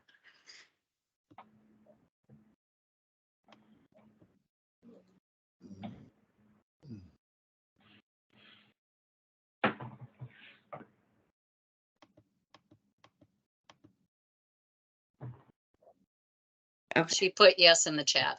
Perfect. All right, so all voted A on that. So we'll remove their funding from the priority ones.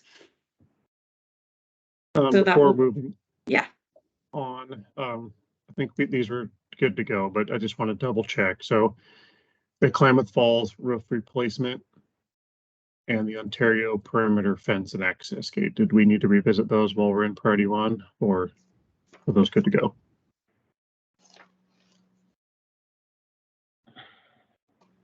So the roof replacement had to do with environmental concerns. There were none. Yeah. Yep. And then the Ontario was the perimeter fence with BLM. And they indicated that it is airport perimeter.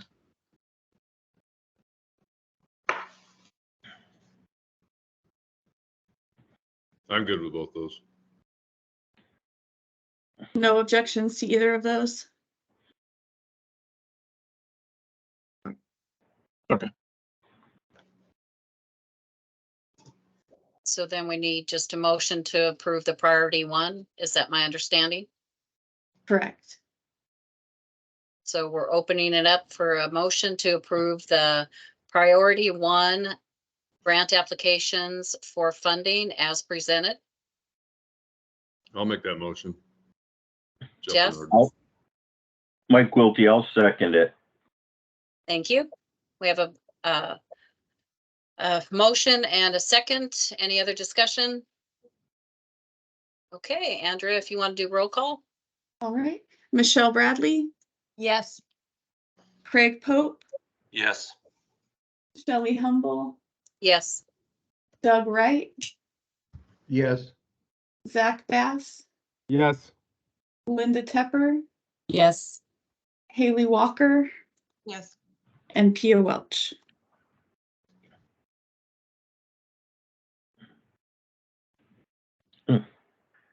Yeah, Andrea, Mike, well, Yeah. you should probably roll call the people that put up the first and the second. I'm often at meetings where people will do that to move things along, and they're not necessarily a positive vote. Mine have been, but that isn't always the case. Okay. So Mike Quilty for Yeah. approval of Yes. priority one as presented, and Jeff Renard. Yes. Perfect. And then Pia, I didn't hear you again. Are you able to use your microphone? And if not, can you put yours in the chat?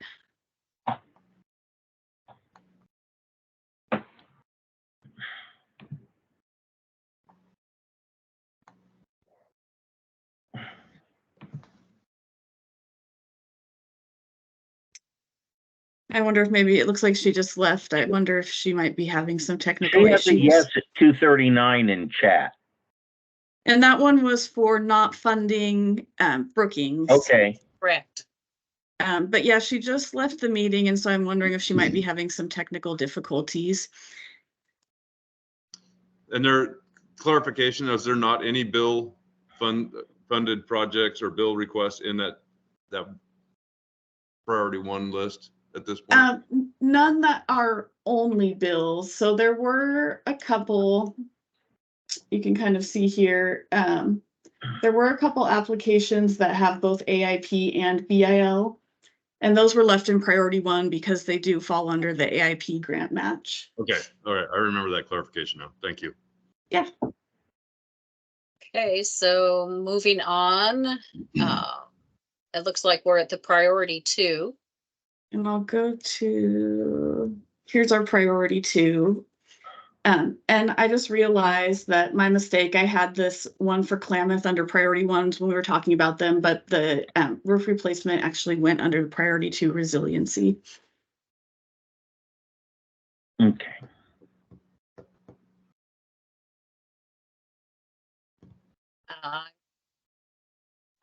Looking for a motion to approve the priority 2 grants as presented.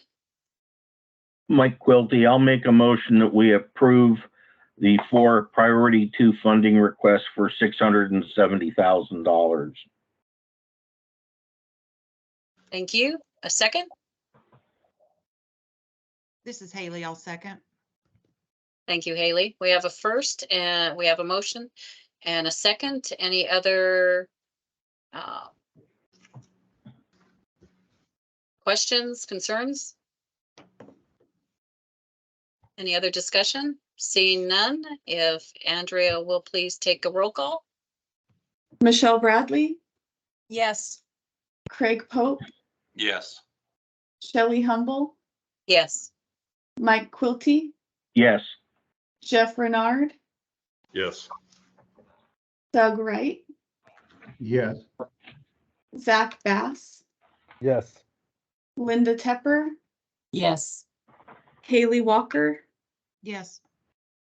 and Pia Welch. Pia, I do see you're back on. And we've got a yes in the chat from Pia, 245.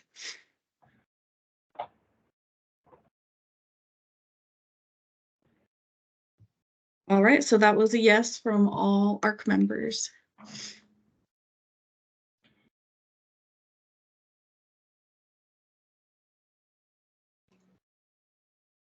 So Andrea, does it change on priority 3, does it change how they fall rank wise by putting in all the bill?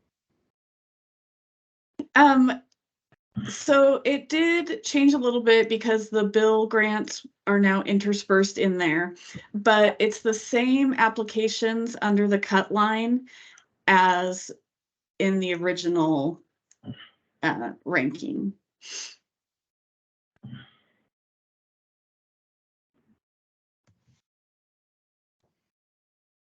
So the cut line was there. So it's the same exact ones as are listed here.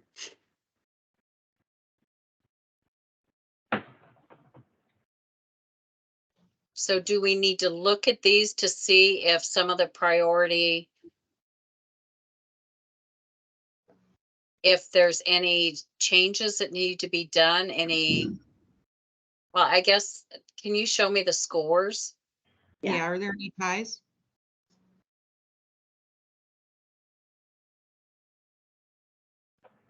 Yeah. What project does the cut line fall at? What's the first one below it? It's Burns Municipal Airport, and it's a water system and fire suppression infrastructure.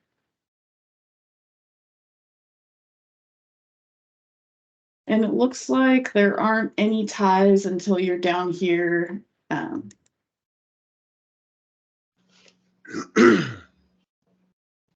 And that's between Lexington and another Burns application. Can you go back over to the overall scores you're using? Yeah, that's Because what I'm I'd like to confused, see. because Make it a little bit small. there's the 2, 3, 13. Oh, wait, at the final score, right? Yeah, you'll look at the final scores. Isn't there two? Oh, okay. You mean it below or above the cut line? Because isn't there 3 220s? There are, those are all above the funding Okay. line, so Got it. it just depends on if you're wanting to remove one of those, you would want to look at Got it. tie breaking in that way.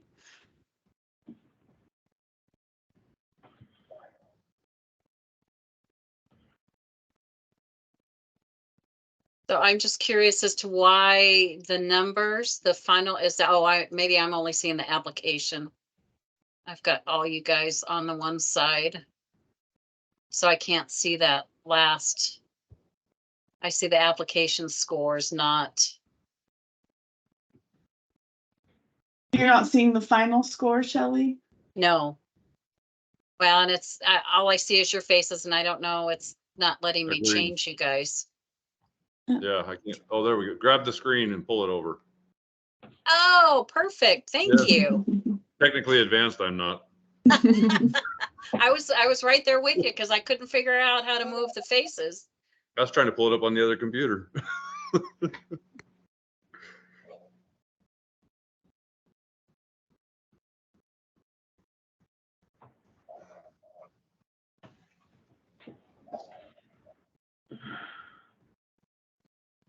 So really the only two in the above line, but they should be funded anyway, correct? The 220s, 220s. Yeah, they're above the cut line, so So we shouldn't have any problem. correct. It would just be, again, if you were thinking that there was something below the cut line that you think would be more appropriate to fund than one of those. And that's Madras, Sportsman Air Park, and Enterprise that are all at the 220. So is that what we need to do then, is look at,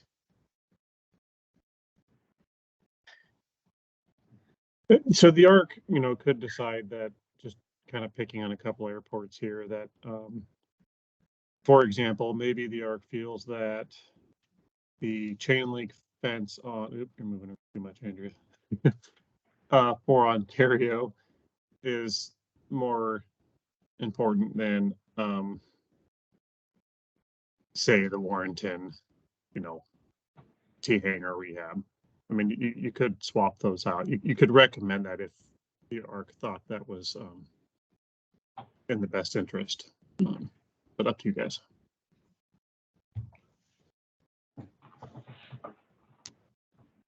That's going to take a bit of study. Yeah. And do Yeah, we need to decide, since the Scappoose Airport water line expansion is now right above, there? Right.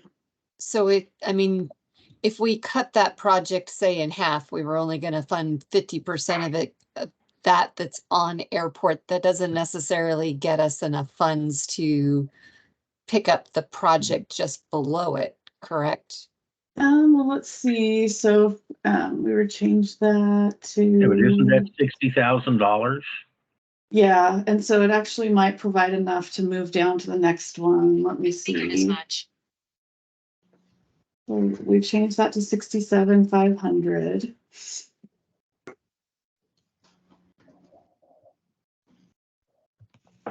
So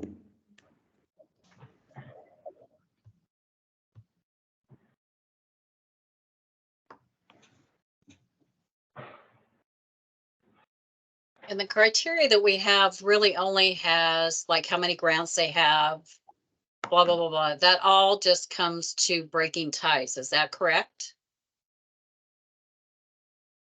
so you can take into consideration when prioritizing how many grants they have. So some of these may have some that are approved in priority 1, and then they have requests in priority 3. So yeah, if Scappoose is funded only at 67.5, then that would move the cut line down to fund Burns. How many of them have grants in either priority 1 and priority 2? and then also are above the cut line in priority 3. Well, So I do Scappoose has 4 in priority 1, and Yeah. currently the water line is funded in priority 3. That's the first one I see. Well, they actually have 2 in priority 1 because I think these other ones are BIL, so they got moved Oh, down to gotcha. priority 3. So they do Gotcha. have 2 approved in priority 1, and then they're looking at having 3 more approved in priority 3. Hey, quick question. Can you go back up to priority 1 with Capoose? Yeah. Are they trying to use the same FAA grant to get 2 core grants? Are You those know, that two came up in the ARC cohort review, and we looked at it, and I believe on their CIP, these were listed as 2 separate projects. Well, Um, yeah, we talked, I think it was on ours, but were they Was it yours? they weren't the same grant though they're trying to get from their 2 years, right? Correct. Yeah, it they're was 2 2. different. Okay, that's what I remember. Okay. Yeah. Now I 2 remember. different grant AIP grant numbers. Gotcha, as long as that's the case. Okay. Same thing with like Gold Beach.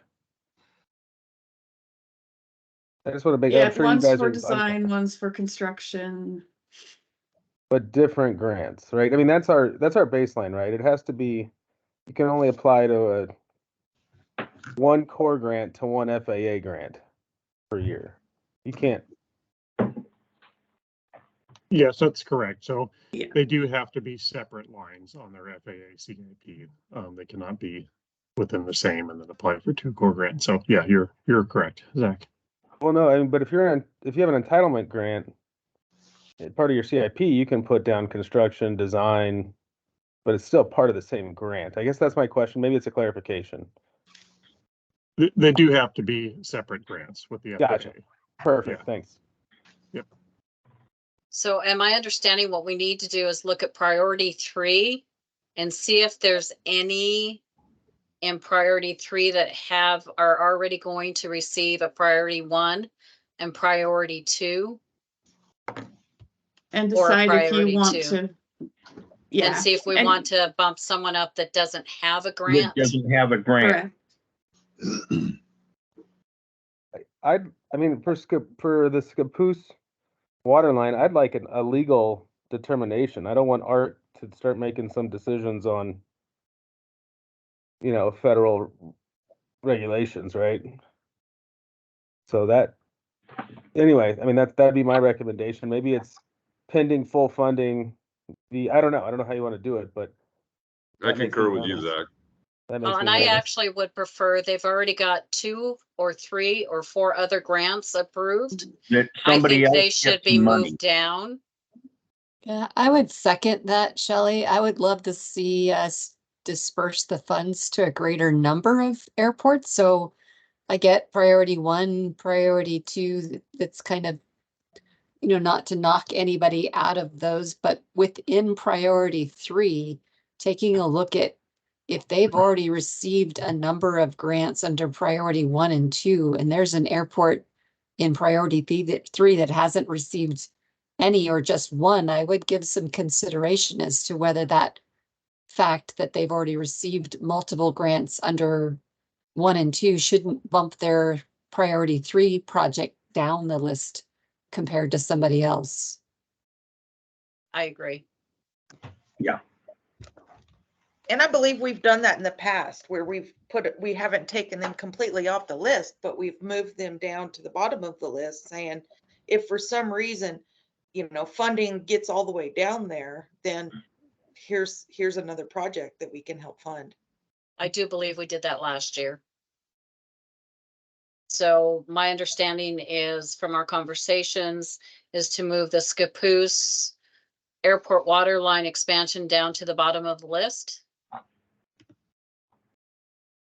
Agreed. Do you want a motion on that? Yes, please. Well, go what ahead, we'll Andrea. do, it'll actually be in the final motion on the approval of the priority 3s. We'll just do it all as one. Okay. I'm good. I just wanted to make sure that we knew that everyone was good with it. Is there anyone not okay?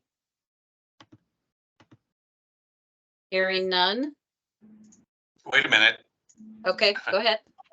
So I am just concerned about process here and, you know, how we understand our abilities as an ARC to make these decisions. I have no argument about the intent, but I'm just concerned about what's our process. I don't think I've been properly trained here on whether or not we can make these decisions outside the scores. I believe we have criteria established and it does deal with how many applications. Is that what you just put up, Andrea? Yes, yep. So this is right out of statute. So the ARC may consider these factors in prioritizing for recommending to the board for approval. Okay. Yeah, they're depending on us to make a decision, not just rubber stamp the staff's rankings on any other of these. I haven't done very many with the ARC, with the aviation side, but I've done a bunch with ODOT. And the last thing they want you to do is rubber stamp what a set of criteria we're checking the boxes to. They want us to use our ability to discriminate and make a recommendation. Otherwise, there's no point in us spending, 5-6 hours of our lives in meetings looking at these things. Thank you, Mike. Craig, do you have any other comments? No, other than questions? I would just point out, I'm not being argumentative on this. Other than I just want to have, again, just to say quantity of projects applied for, that's pretty broad. So, if we're deciding, that 6 is the number, I'm just wanting to make sure we have discussion about that. Well, and correct me if I'm wrong, Andrea, that is one of our criteria we can look at. If they have several projects, we can move them down. And I think it's number 4 under the bullet, Yep. quantity of projects for the same airport for the same project, grant cycle. And we can also look at if there's a project that's lower down in the 3s, but is very significant for that airport in that region, we can say that makes sense and move it up. That's one of the things they're asking us to look at. Despite the score. And those are good questions. And when we haven't done it before, you need to ask so that you know that you're doing the right thing. They're perfectly appropriate. And I understand what Craig is saying, despite the scores. The scores, I think, give us a starting point. Yeah. And then that's when we look at the individual applications and apply this criteria that we've established throughout the core cycles. It may mean that we never change anything, but it may mean that we look at some that may need to be moved up because of, for example, their regional significance. Or maybe the applicant can bear more of the cost. And I think it does make a big difference on how many applications are being funded currently. So if they've already got 1 or 2 grants already being funded, then we need to make sure that some of the other airports that may not have one in priority 1 because they don't get AIP money, have the opportunity under priority 3 to utilize some of that core funding.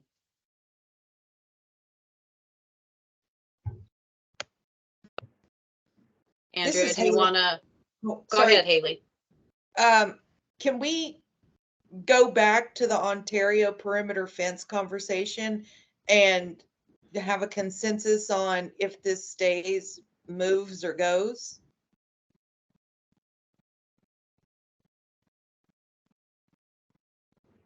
I don't believe we came to a solid consensus during the presentation when Alex was discussing the perimeter fence. Oh, that's the one with the BLM? Correct.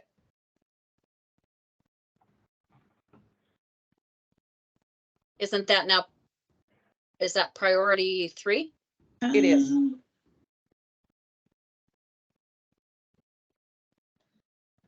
Because we were talking about, no, that was Waterline. Sorry, I'm getting confused. Yeah, it's down there below the line. Yeah, no, it's in priority 3. Correct. There it is. So Haley, are you suggesting we move it further down the line? Is that what I'm hearing? Or you just want discussion? I guess yeah, some discussion around what our level of comfort and support is for funding a perimeter fence for the airport for BLM security. Oh, I think we agreed it was, or we kind of come to the conclusion it is a perimeter fence for the airport. It just happens to be in proximity to the BLM. That's the location they were using as the reference, if I'm not mistaken. And I think, Alex, you had most of the information on that, did you not? You know, that's true. So it is, I called the airport manager. It was being discussed, but it is just a airport perimeter fence that's replacing a current fence that has multiple access points that should not be there. And it's just, you know, perimeter to BLM land, but it is Okay. specific to the airport. Okay, thank you. I just wanted to get that cleared up in my head. So are there any other below the cut line that have, or above the cut line on priority 3 that have either a priority 1 or a priority 2? Well, we can look, well, the scores are already done. It's already done for us. We can look at the priority 3. If you want to look at who can bear the most cost. I mean, we can take each one of these criteria and look at them to see if any need to be adjusted. Well, I'm kind of trying to run through the list in priority 3, and there are some of those in priority 3, and I wouldn't swear that this is 100% accurate because I'm trying to do this quickly, but like Enterprise Municipal Airport does not have any grants ranked in priority 1 or 2. Same with Malin Airport. So Burns Municipal Airport has a number of grants in priority 3, but not any that I can see are recommended for award in priority 1 or 2. So as we talked about, does the fact that Burns not, you know, do we need to consider where, you know, if they haven't already been ranked to receive a grant under priority 1 and 2, does that change how we should put them in priority 3, move them up or down based on whether they're scheduled to get a grant award or not? And Burns has got, you know, one of their projects, 2 of their projects, well, one above the cut line right now, so that puts them in there. Actually, they've got 2 above the cut line. Okay, Now with perfect. the generator 3, and I see. water Yeah. system. So I guess the simplest one, and it's not like I'm picking on it, is just any of those in the funding portion of priority 3. How many of them have a priority 1 or priority 2? priority 2. So I know Grant County has a priority 1 funded there, although this one is also a BIL match in priority 3. Not to mess up your spreadsheet, can you do a quick sort based on airport name? Or just highlight the ones in a different color that have a priority 1 or a priority 2?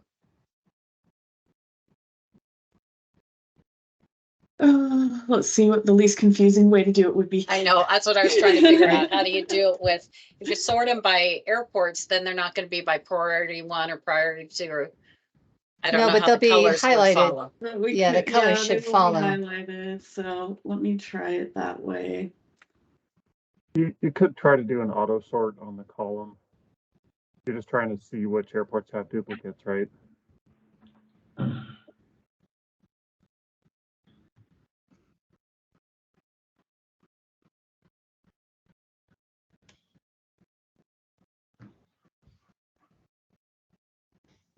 So basically, green is priority 1, blues are priority 3, and the orange are priority 2. Okay. Doesn't give us the cut But line, doesn't but do at the least cut line, yeah. it does give you, so Bend has 2. Green is priority 1, priority 1. 2. That's Priority priority 1. 1, yeah. So they have 2 in that one, but it doesn't look like they have any in any other, so they're fine. Burns has several, but they're all priority 3. Correct. Okay. Crater Lake Lake. has 1 and 1, 2, and 3. So we may want to look at the 1 and 3. It was below the cut line. Is it? Yeah. Okay. So I think Burns had a couple above the cut line, so that gives Right. them some grants. Cresswell. Yeah. Yeah. We've got Yes. priority Fine. 1, priority 2, but I think But the they- other 3 are below. Now Correct.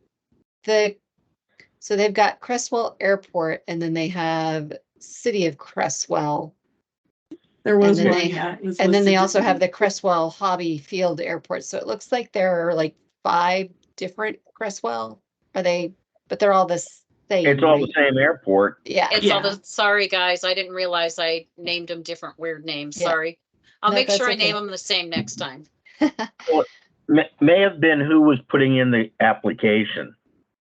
Right. Yeah. The engineer Yeah. started some, I started some. So yes.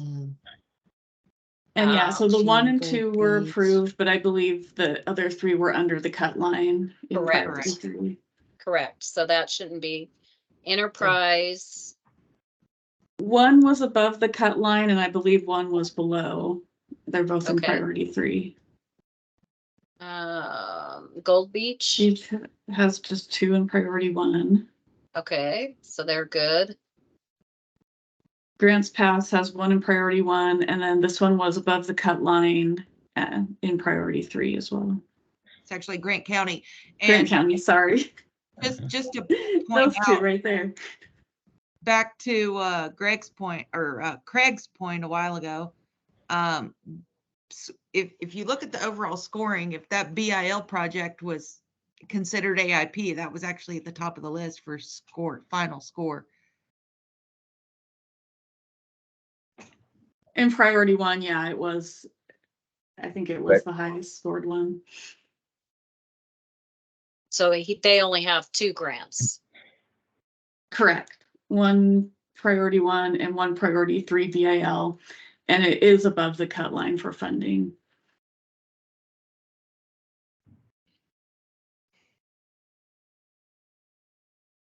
I mean, that is one just to know that right now all we're doing is looking at the ones that have multiple, and Hermiston, it looks like they have a priority 1. I don't know where that bill 1. The bill ones all fell above the cut line in priority 3. Okay. So the Ken Jensen Airfield, they got 1 priority 1 and 1, I don't know where the new T hangar falls out. Below the cut line or above? I think it was below. We'll have to Okay. double check that. Lake County is 2 in priority 1. Madras is 1 in priority 1 and 1 in 3. priority 3. Is it above or below? I believe that one was above the cut line. How about Lexington? Because Lexington only has one grant. It's in priority 3. So is that above or below? Do you know the cut That line? one was below the cut line. Okay, so there's There's one that one. we should look at. Yeah. We'll have to And look at the then- grant, but Same with Malin and the Miller Memorial Air Park. Both just have one grant application in priority 3. And I know Malin was above the cut line. I don't Perfect. recall if Miller Memorial Air Park was. I think it might have been below. They're above. They are above, okay. And I'll just throw this out here. As far as I know, I believe this is the first time they've applied for a grant. Is that true, Andrea?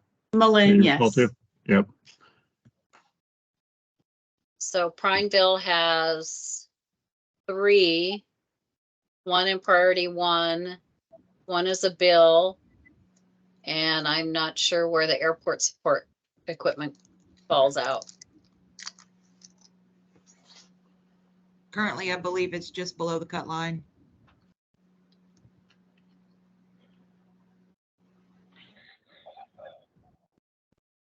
Redmond. Salem's got 1. And so 2 of Salem's are in. Mhm. Capus has 2. I think that's one we need to look at because they have, it looks like 2 in priority 1 and 2 in priority 3 that are fully funded or that are above. Mhm. Correct. So that may be one that we need to look at, making sure that airports that only have 1 grant,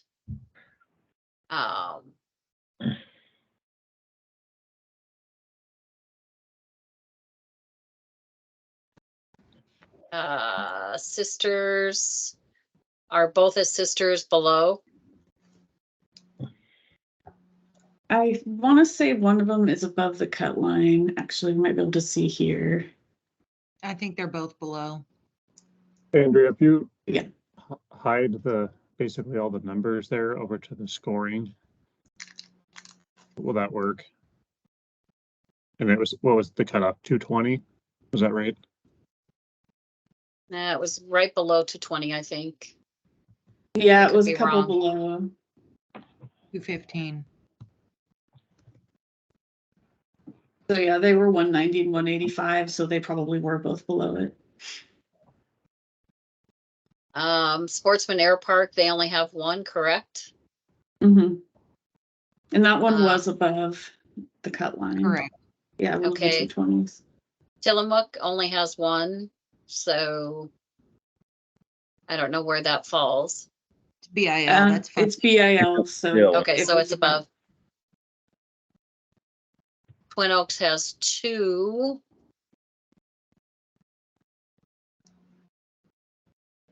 This one definitely would have been below. I'm not sure about this one. I think this one was right below the cut line, like 1 or 2 below. I think that's the new cut line, actually. Right. I think it's funded, but that is the line. And then Warrenton has 1. They actually have 2. One's a One's BIL and then one's a regular priority 3. So do anybody keep track of which ones were?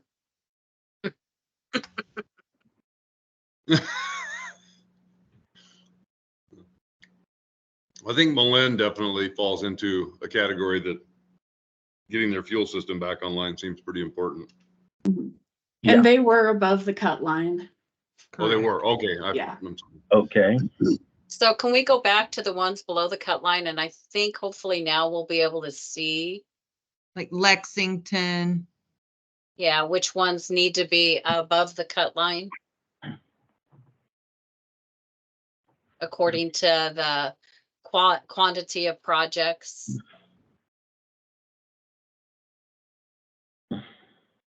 So yeah, right now the cut line is at this one of Twin Oaks, and their second one is also below the cut line.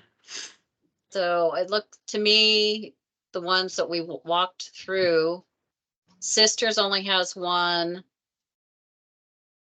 Was it Twin Oaks only has one? Twin Oaks, Lexington. Twin Oaks had Yeah. 2. Twin Oaks has 2, Okay. and Sisters also has 2. They're all below the cut line. So I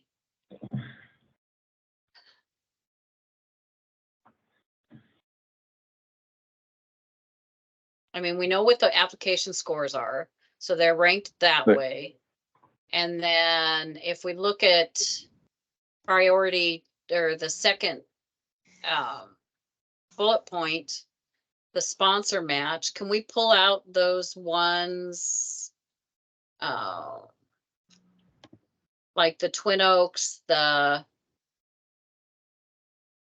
Sisters, the ones that only have, that have no grants above the cut line. I'm sure glad you're having to do all that filtering, Andrea. I am too. It looked like a crayon drawing with me on there. It's a long time. Well, I'm not since sure I've that done I'm doing any better, but okay, so in priority 3, below the cut line, the ones that do not have priority 1 as well, right? Or priority 2, anything priority above 2. the cut line. So I'll just highlight them. Twin Oaks has no priority 1 or 2. Sisters has no priority 1 or 2.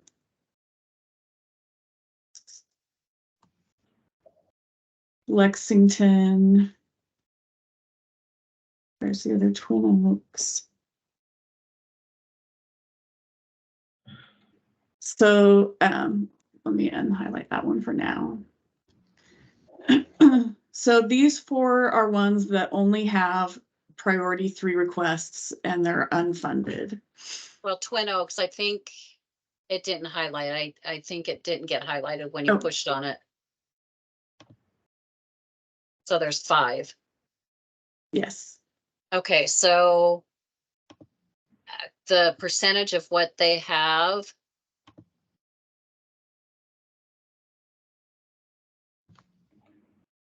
So here's what their actual matches are. So this Twin Oaks, they're at a little under 10% match. All at 10%, except for then this other Twin Oaks is at 6.67, which their minimum requirement is 5%. Okay.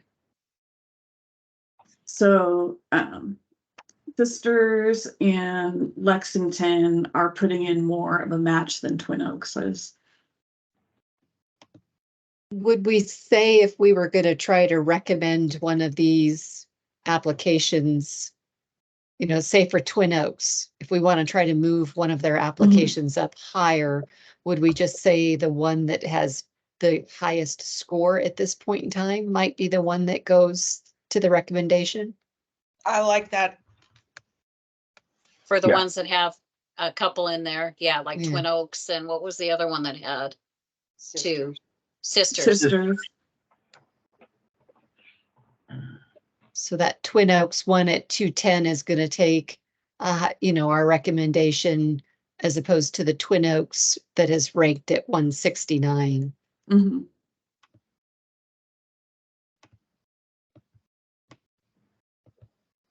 So then you would almost cut your list down from 5 to 3 that you might be trying to move up. So Lexington.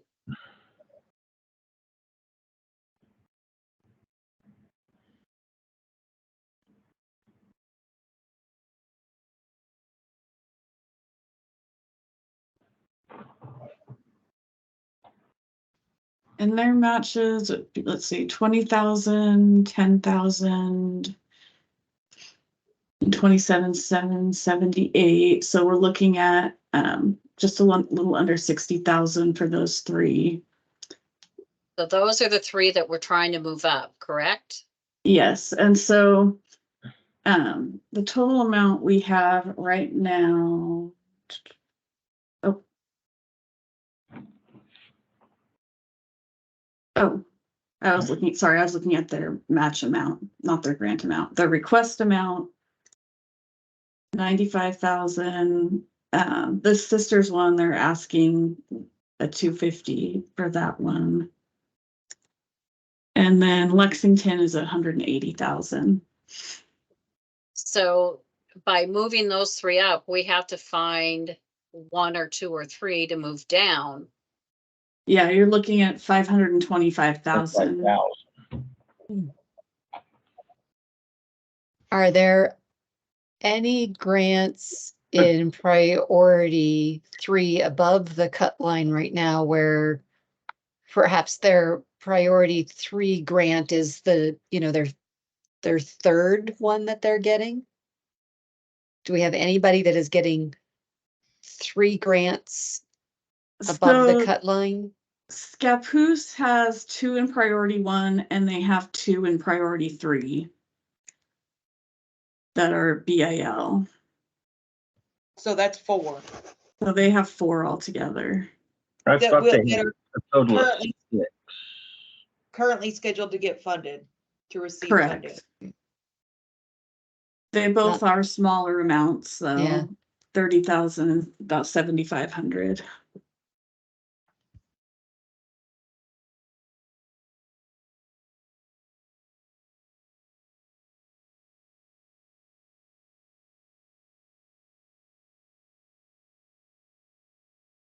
So I'm sorry, my phone rang. I missed that last little bit.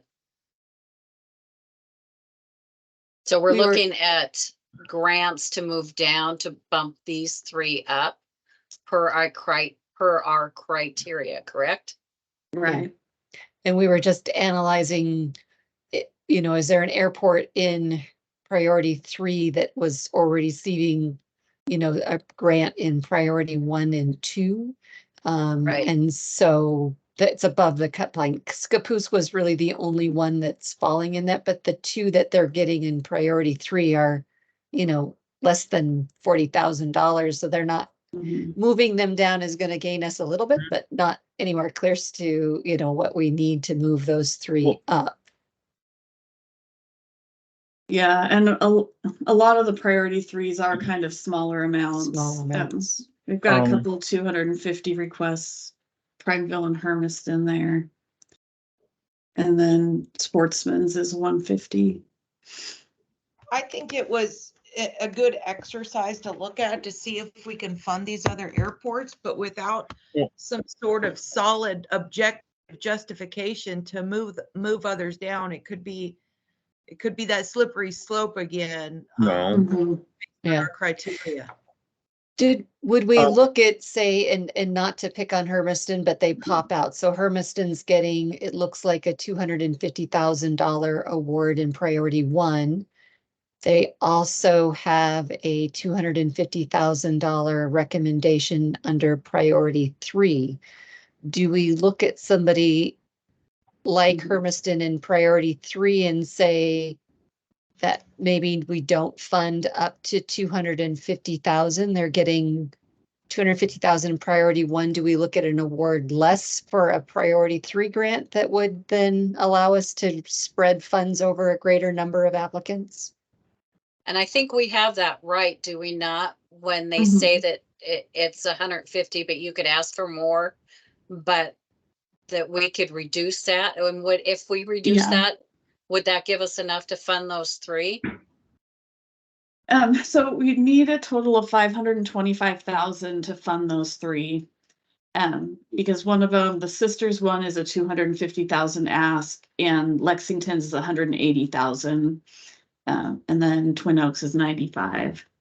If we made a group decision that we, under priority 3, only chose to award up to 150,000, then you would have Prineville, Hermiston, as well as the Sisters Eagle grants that would reduce from 250 down to 150,000. So that's 400, that might get us close.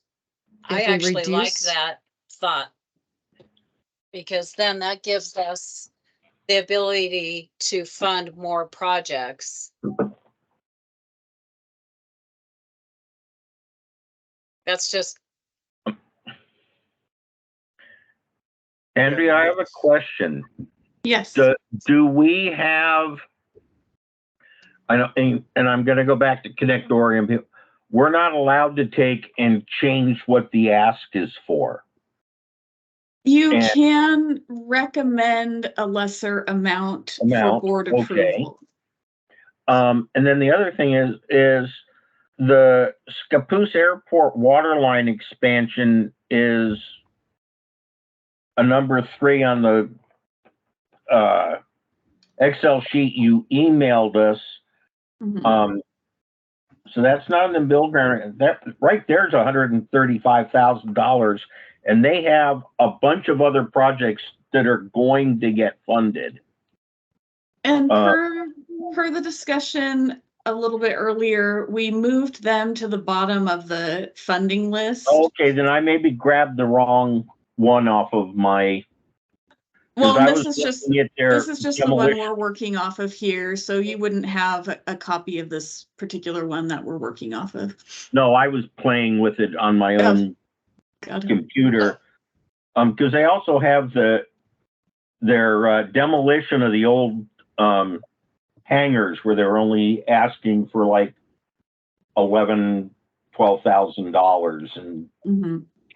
I mean that's a pretty small one, and it wouldn't hurt them. I mean that's not a project they're going to live or die off of. Mhm. Speaking of living and dying, if we unfund somebody from a $250,000 ask, let's say, is that going to cripple somebody's potential bill project or something to that effect to where they can't do the project? I think that's, again, we're getting into some slippery slope here. Yeah. Yeah, that's always potential with any of these. And Mhm. you can totally, if everyone's in agreement, I mean, you could recommend a lower amount for all or a majority of them to just be able to provide some for more projects. And that is totally fine. We'll just have to start crunching numbers. And we're not the final decision on that, so. No, and I believe this is true, Andrea, correct me if I'm wrong, but I mean, this is really the first cycle that, there's not enough funding available to basically just say yes, to all of them, right? So this is one of the first times you've really had to do this. Yeah, in the first couple cycles there were, but yeah, it's been about 3 or 4 years since we haven't been able to fund all of them. and I'm not trying to play devil's advocate, but I think the projects that have the airports that have projects that are going to be funded in priority 1 or priority 2 need to be stepped down in priority. And the one that I'm looking at is Scappoose, because they have 2 priority 1, correct? Correct. So if we move that one down below the cut line and move the others up above, I don't know how much that frees up. So you're thinking the 2 that are approved for SCAP or currently above the funding line? Correct. And those Because are they both already have 2 in priority 1, correct? correct. And that would just free up about 37,000 because those are pretty small asks on those. But are there other ones that have priority 1 and priority 2? Other airports in the above cut line?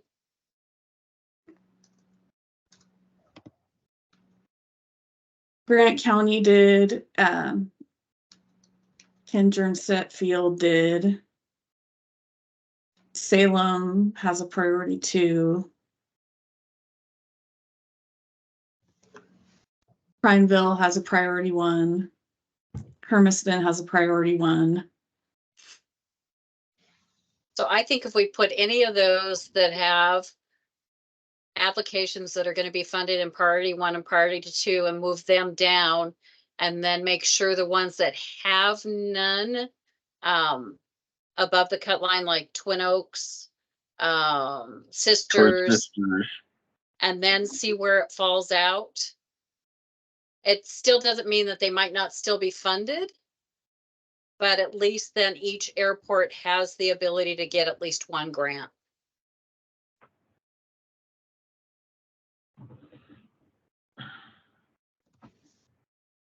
So these 5 all have priority 1s or 2s that are funded. So you're suggesting, Shelley, to move those to the bottom of the list? Are they bill funds projects? Some are, Sort of. some aren't. I think All the except bill funds should Kinger probably and stay. Stat. 4 out of the 5 are bill. I think those hold a priority. They are leveraging FAA funds. I mean, maybe not per DOJ's AIP rule, but if they can't do those projects, then they can't leverage those funds. Which one isn't? This one right here. Which is Kinger and Stat Airfield, new T hangar, phase 1, design and bidding. And it's only impactful of $8,000. dollars. Right. Yeah.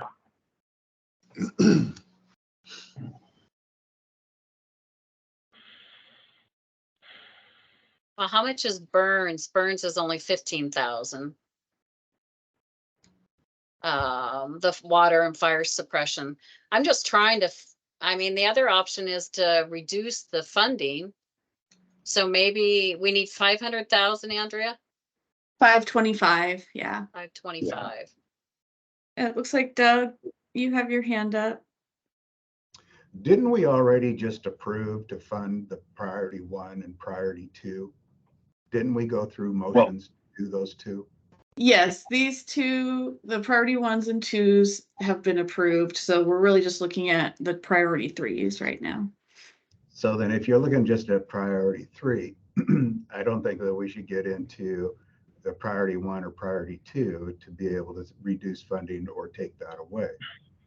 I mean, I'm good with just leaving it as is based on the application final score and looking at that and leaving the cut line. I am not willing to take Twin Oaks and move it up. I don't think Twin Oaks has good projects. I think it's a liability the way that application is written, and I'm not willing to move those up. So to me, I would not agree to do that. Yeah, I alluded to this earlier that I do feel like it was a good exercise seeing if we could get all the airports some funding, but to be objective, I have to agree with Doug.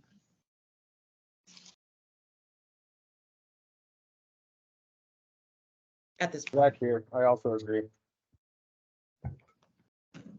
I do as well. Mike, you've got your hand raised.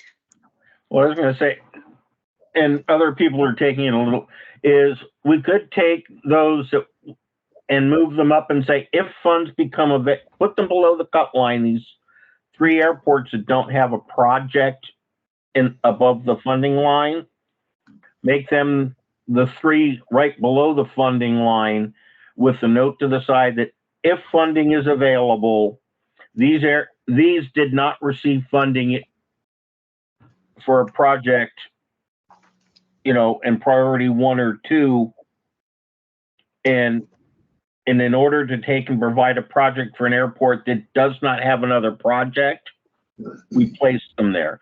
But if folks don't want to do that, that's perfectly fine with me. Like I said, I would have leave them below the cut line, but just move them up to the one saying that if someone else is going to get funded, these 3 airports have these projects and these airports did not receive funding above.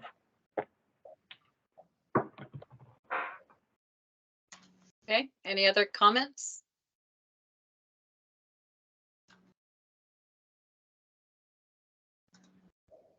Does anyone want to make a motion?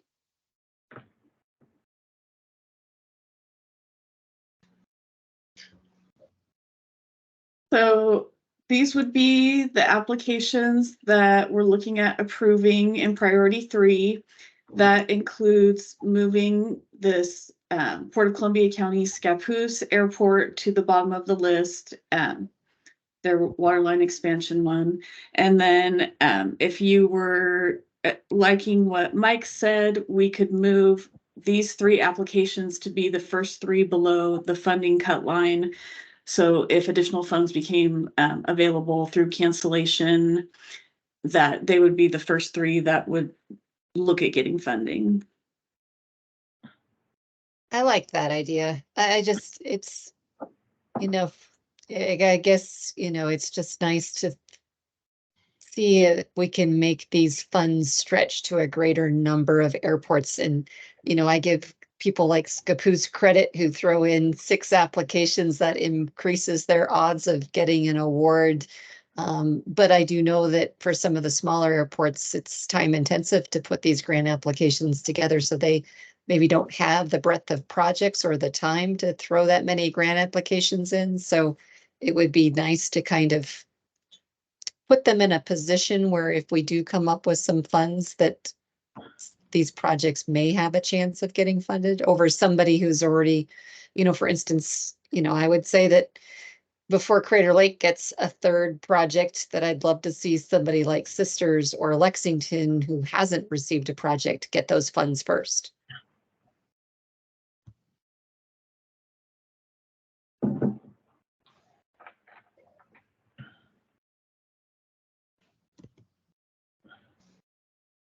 Well, Twin Oaks is already the first one below the cut line. So, I mean, that makes sense, Linda. And with Yeah. that, I would move to approve the priority 3 list as presented, with Scappoose Airport number 00028 to the bottom, and moving Sisters and Lexington up just below Twin Oaks. Did that make sense? Yep. Yes. I It like made so that much plan. sense. I'll second it. So we have a If that was- first by Well, Linda that was not a motion. and a second by Jeff to accept the priority 3 as I think- amended. I think Go the ahead. first was by Haley. Oh, I'm Correct. sorry, Haley. By Haley, seconded by Jeff to accept the priority 3 ranking as amended. Do I have any other discussion? Seeing none, Andrea, if you would like to take call. All right, Michelle Bradley, Approve. Craig Pope, Yes. Shelley Humble, Yes. Mike Quilty, Yes. Jeff Renard. Oh, Jeff, you're on you're mute, muted. Jeff. Oh, there we go. Yes. Doug Wright, Yes. Zach Bass, Yes. Linda Tepper, Yes. Haley Walker. Yes. And I did see in the chat, Pia Welch left. She had to leave at 3:11. So all 10 present ARC members have voted. Thank you.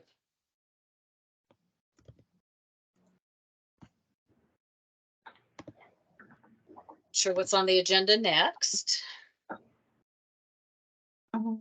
We get the presentation back up there.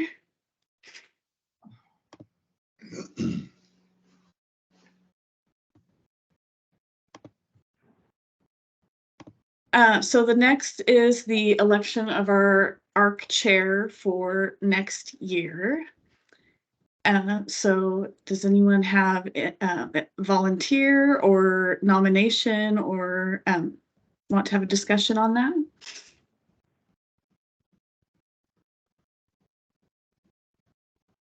I move to nominate Shelley Humble. This is Haley Walker. I second. Zach. Shelley, any comment? No, I'm fine with it. Thanks, Shelley.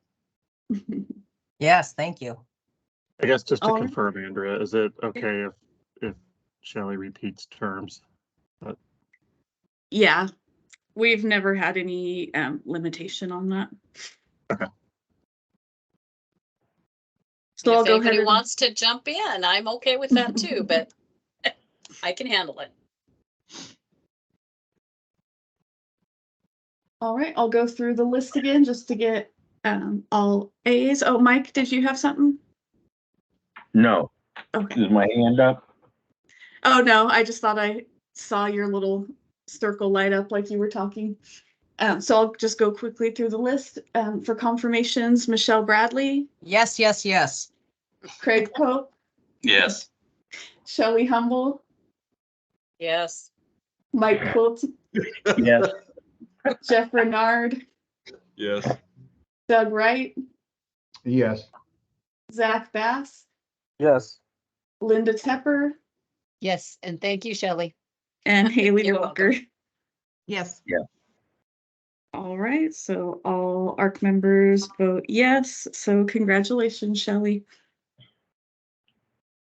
I'll do my happy dance. Just kidding. It was a hard fought campaign, I can tell. It was tough. Oof. So we don't have a ton of time left, but we did want to have some time if there were things you wanted to discuss, such as, oh, go ahead, Alex. Oh, you're back. I don't know. I couldn't hear you for the last 10 seconds, or is that just me? Oh, You. I don't know. So yes, Mike. Yeah. Is there any process where particularly the smaller airports and those that maybe didn't score as well can get a review of what they put in with the idea of helping them provide a better application in the future? We don't have any specific process set up for that. If they were to reach out to program coordinators, we would definitely be happy to go through it, or you know, if other airport sponsors who've had successful applications wanted to mentor them, I think that's always definitely a possibility.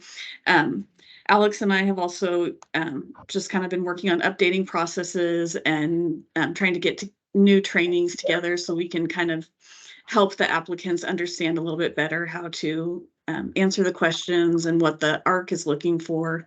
So it's been a work in progress. Okay.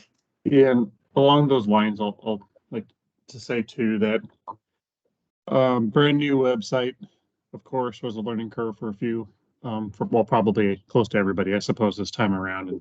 And surprisingly, we haven't received a whole lot of emails or phone calls directly to us to just request, you know, some assistance or clarification or help throughout the process. It would be nice to get more phone calls or emails about that so we could help, you know, guide grantees through the application process. Some of Craig, them may not realize that they can do that, particularly these ones that are really small airports. Mhm. And Craig, you're right. We had a couple this time that this was their first time applying, Malin or Malin, and then Christmas Valley. And that actually, they had no idea of the program until we just did a little bit of outreach to airports that had not applied previously. So, but thanks for bringing it up. I think it is something we'll Okay. continue to provide outreach. Craig, your hand is up. It is. So I can tell you in my cohort, we did discuss the issue of multiple applications. And I don't know where the guidance is for these grant writers for multiple applications. And I'm curious about if there's language that says they should prioritize. And again, we see priorities 1, 2, and 3, but they should prioritize for us, for the reviewers, where they think their projects, how they think their project should be ranked, so that we have a better understanding of what their intentions were. I think we had a great discussion about how we could move them around, but we didn't get their input at all on that process. And So, I mean, maybe I haven't read what their criteria is or what their guidance is. And so maybe somebody can help me with that. Yeah. Andrea, are there any requirements or any verbiage in the grant literature about multiple grants? There isn't really, and there isn't really a mechanism for providing the reviewers the knowledge of what's most important to the airport sponsor as far as if they're applying for multiple applications. So it's more, I mean, I guess there is kind of a hole there that's not really addressed, because we don't know necessarily how important, with Scappoose, those 6 applications. Yes, we can assume the ones that are funded by the FAA are more important to them, but when it comes to ones that aren't, we don't really have a way to know without actually reaching out and specifically talking to them. And for somebody who actually applies for these, having the way that it's prioritized 1, 2, and 3, it doesn't really feel like a priority, but you don't know when you're Mhm. doing an application if there's excess money. So if Mhm. there is, and you've done another application, I mean, it's fabulous and it doesn't hurt to ask. Mhm. And especially when it comes to items that are more economic development, because that's been a gap in any of the FAA funding as well. So to even have that opportunity to do things that will help grow your airport has been fabulous as an airport operator. Alex, your hand is up. Yep. So I haven't thought about this a whole lot yet. Yeah, it is. But how would the ARC feel about providing grantees an opportunity to, say, spend 30, 60, 90 seconds to come to maybe not this big ARC review, but those individual cohorts where they can provide a brief presentation on their project? I mean, we could come up with some guidelines around maybe what they should talk about, how important their project is, and then also that would provide an opportunity for the ARC members to, have some feedback. So, I mean, they could talk about the project. It'd be a training opportunity for, getting feedback on maybe how to better apply in the future. So, what would the ARC think about something like that? It wouldn't, of course, work this cycle, but we could work towards that on the next cycle. Yeah, thank you. Linda, your hand is up next. Has there been a past instance where somebody essentially was awarded multiple grants, 3, 4, or whatever, and had to decline a grant because they did not have the match funds? There has not been in that specific instance. We've only actually had one grantee that ended up not having their match. It was back, I think, in 2019, and it was just a single project. So I think that really there haven't been a lot of airports that have received multiple projects or multiple grants in one cycle. So we haven't come across that yet.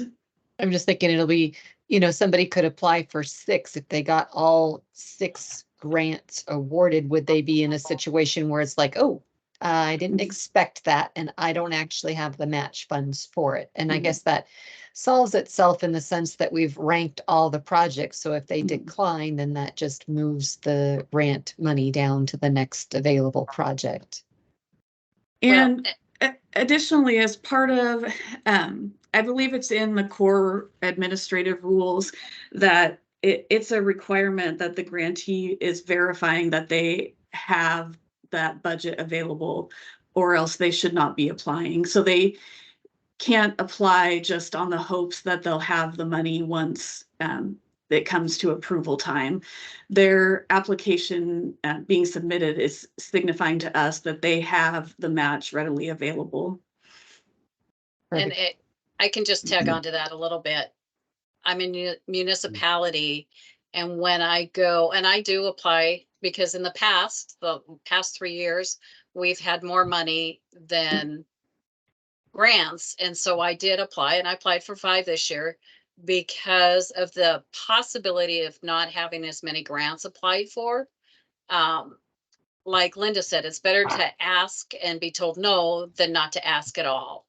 But anytime I do a grant, I have to go before the finance director and I have to go before city council to get their approval before I turn in those grants. So that shouldn't, unless something happens that you're not expecting, Mhm. you should be able to have that funded available when you turn in that grant. Not saying Right. that it doesn't happen. Snowmageddon could hit again. We just had a hellacious um, ice storm that we're still, I'm on back on generator again. So it's been 14 days without power, but those things happen. But most of the time when you turn in the applications, you should have the funding in place or know that you will have the funding in place when you turn that application in. Haley, your hand is up.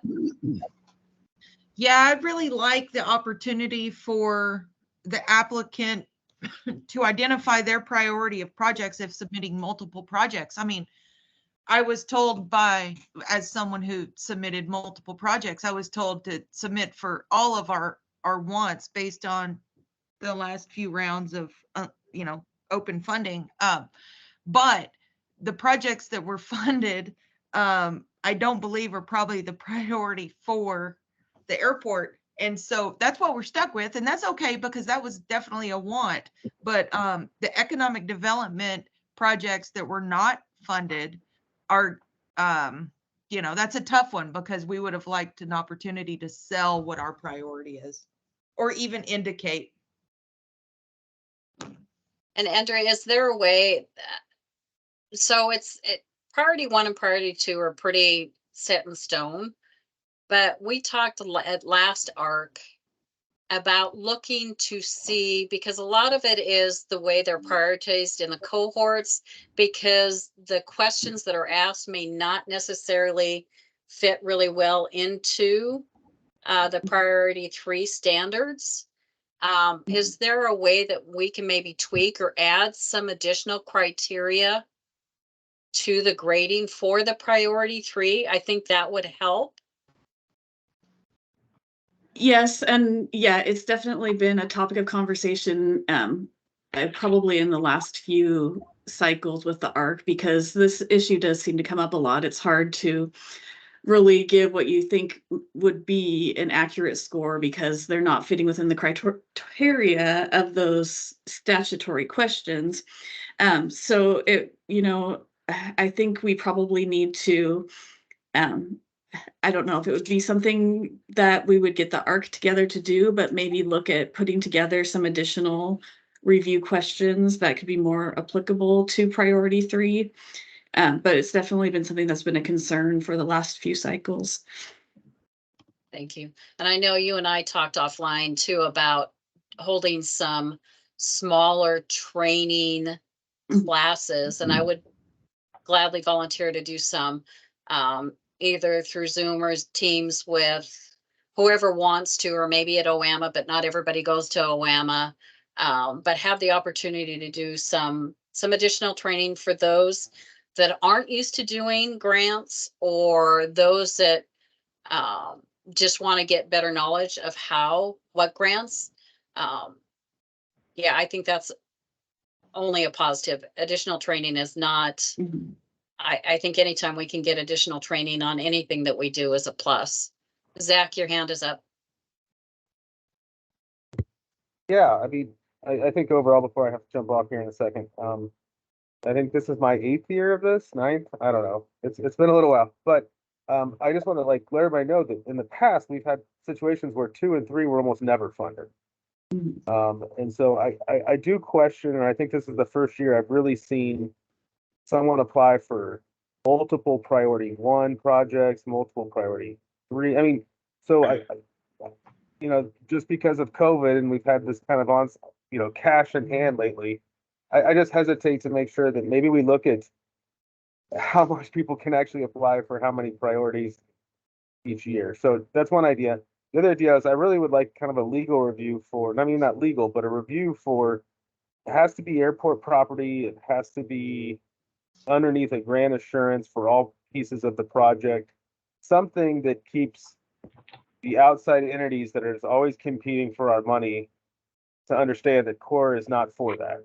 And I don't know how we do that, but I think that's important as we start to grow and as our revenue from, fuel tax grows too. I just want to make sure that's in place also. So those are the two things I'll just say, but it was cool to see 66 and that we have a lot of money to give out to aviation in the region and the state. So it's exciting. Thank you. Thank you. Any other comments about the Just- scoring, or go ahead? I was gonna say, just to address Zach's last point there, in regards to the grant assurances and the requirements for being even eligible for core funds, those are laid out in our core rules, OAR 738-124. And currently, actually, Alex and I are working with DOJ to refine and clarify those. So that's a project that we are currently working on. And probably throughout this whole year, it's kind of a big project. So you'll probably hear some information out about that in the next few months. Thank you, Andrea. Perfect. Yeah. So Andrea, is there a way, I don't know how big that chapter is, and maybe nobody else wants it, but if you send it out to us. And Alex, did you want to speak a little bit more on it? Yeah, I think I lost the last part or two that Shelley said, but yeah, it's not a massive chapter. Well, 738 is big, but the division, I suppose, 124 is about 10 or 12 or so different rules. I think it's totaling about 20 pages roughly. But the project has kind of became something much more in depth and larger than we had originally anticipated. We were kind of thinking we were just going to go through and clarify a few simple things, make a few updates, but we want to do a full overhaul to just be more streamlined with how the entire process works, from applying how everything is reviewed by this ARC and by the board, and how things are actually executed, and then followed up on throughout the request for refunds and or reimbursement, sorry, and then the milestone progress reports. So when we do get to the point of having at least kind of a rough draft of some of the things that we think should be updated, modified, we will have a rules advisory committee, a RAC. And if anybody here would like to be part of that, please just send Andrea and I an email. And we're open to having as much input as we can, especially just we'd like to do the entire division at once. It's going to be a big project. It's going to take months for it to be completed. But if we do it all at once and have as many people involved that would like to be, great. And when we get closer to the RAC, we will send out more information and emails to everybody. So there will be another notice, but feel free to jump out to us sooner than later if you like.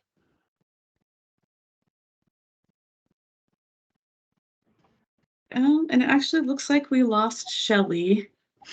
I'm not sure if she hopped off or if she was having technical issues.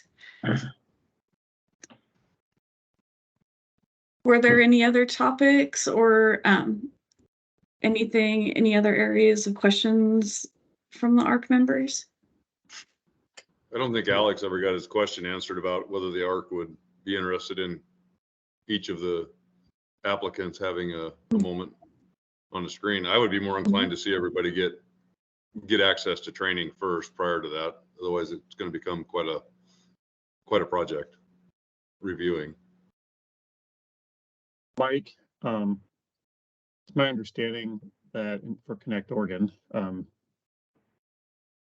grantees have a presentation. Is that accurate?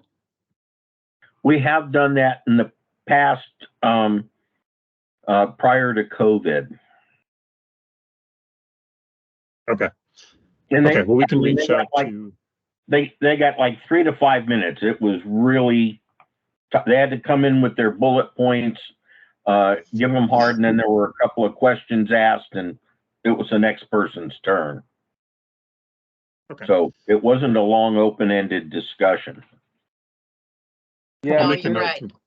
And Connect Oregon also works with the coax prior to heading to the board too. I don't know which one you're speaking to that they can present.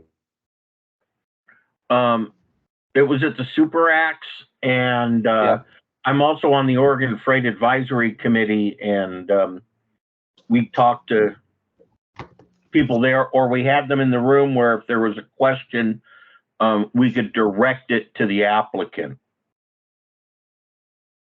I don't know. I think I agree with Jeff on that we need education first. I think the reason why we're all on this is because we can kind of read these and understand what they're saying. I'd hate to get 10 minutes about a project that I basically understand and then have to listen to it 9. You know what I mean? Like, people love Yeah. their projects. I mean, so do I. I don't. Yeah, I don't know if I need to listen to why this water works. I mean, I know it works. Why you need it. Well, like I said, that's why we kept it to a really tight one, and it was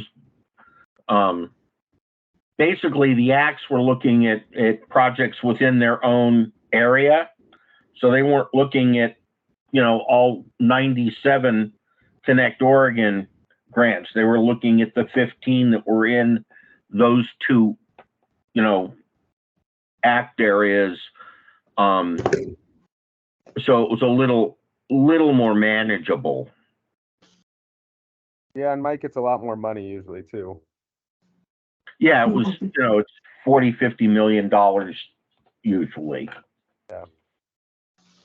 All right, everybody, I thank you for all your time and having me on this board, and I appreciate it. But I've got to run real quick. But again, thanks. And if you're ever out in Central Oregon or by Redmond, give me a call and show you around and chat. Thanks, Thanks, Zach. Zach. Thanks for Thanks, all your Zach. help. Thanks, guys.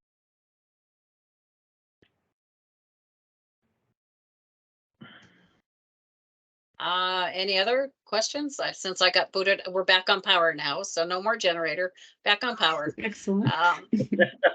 Just never know. I was mid-sentence, so boom, I was gone.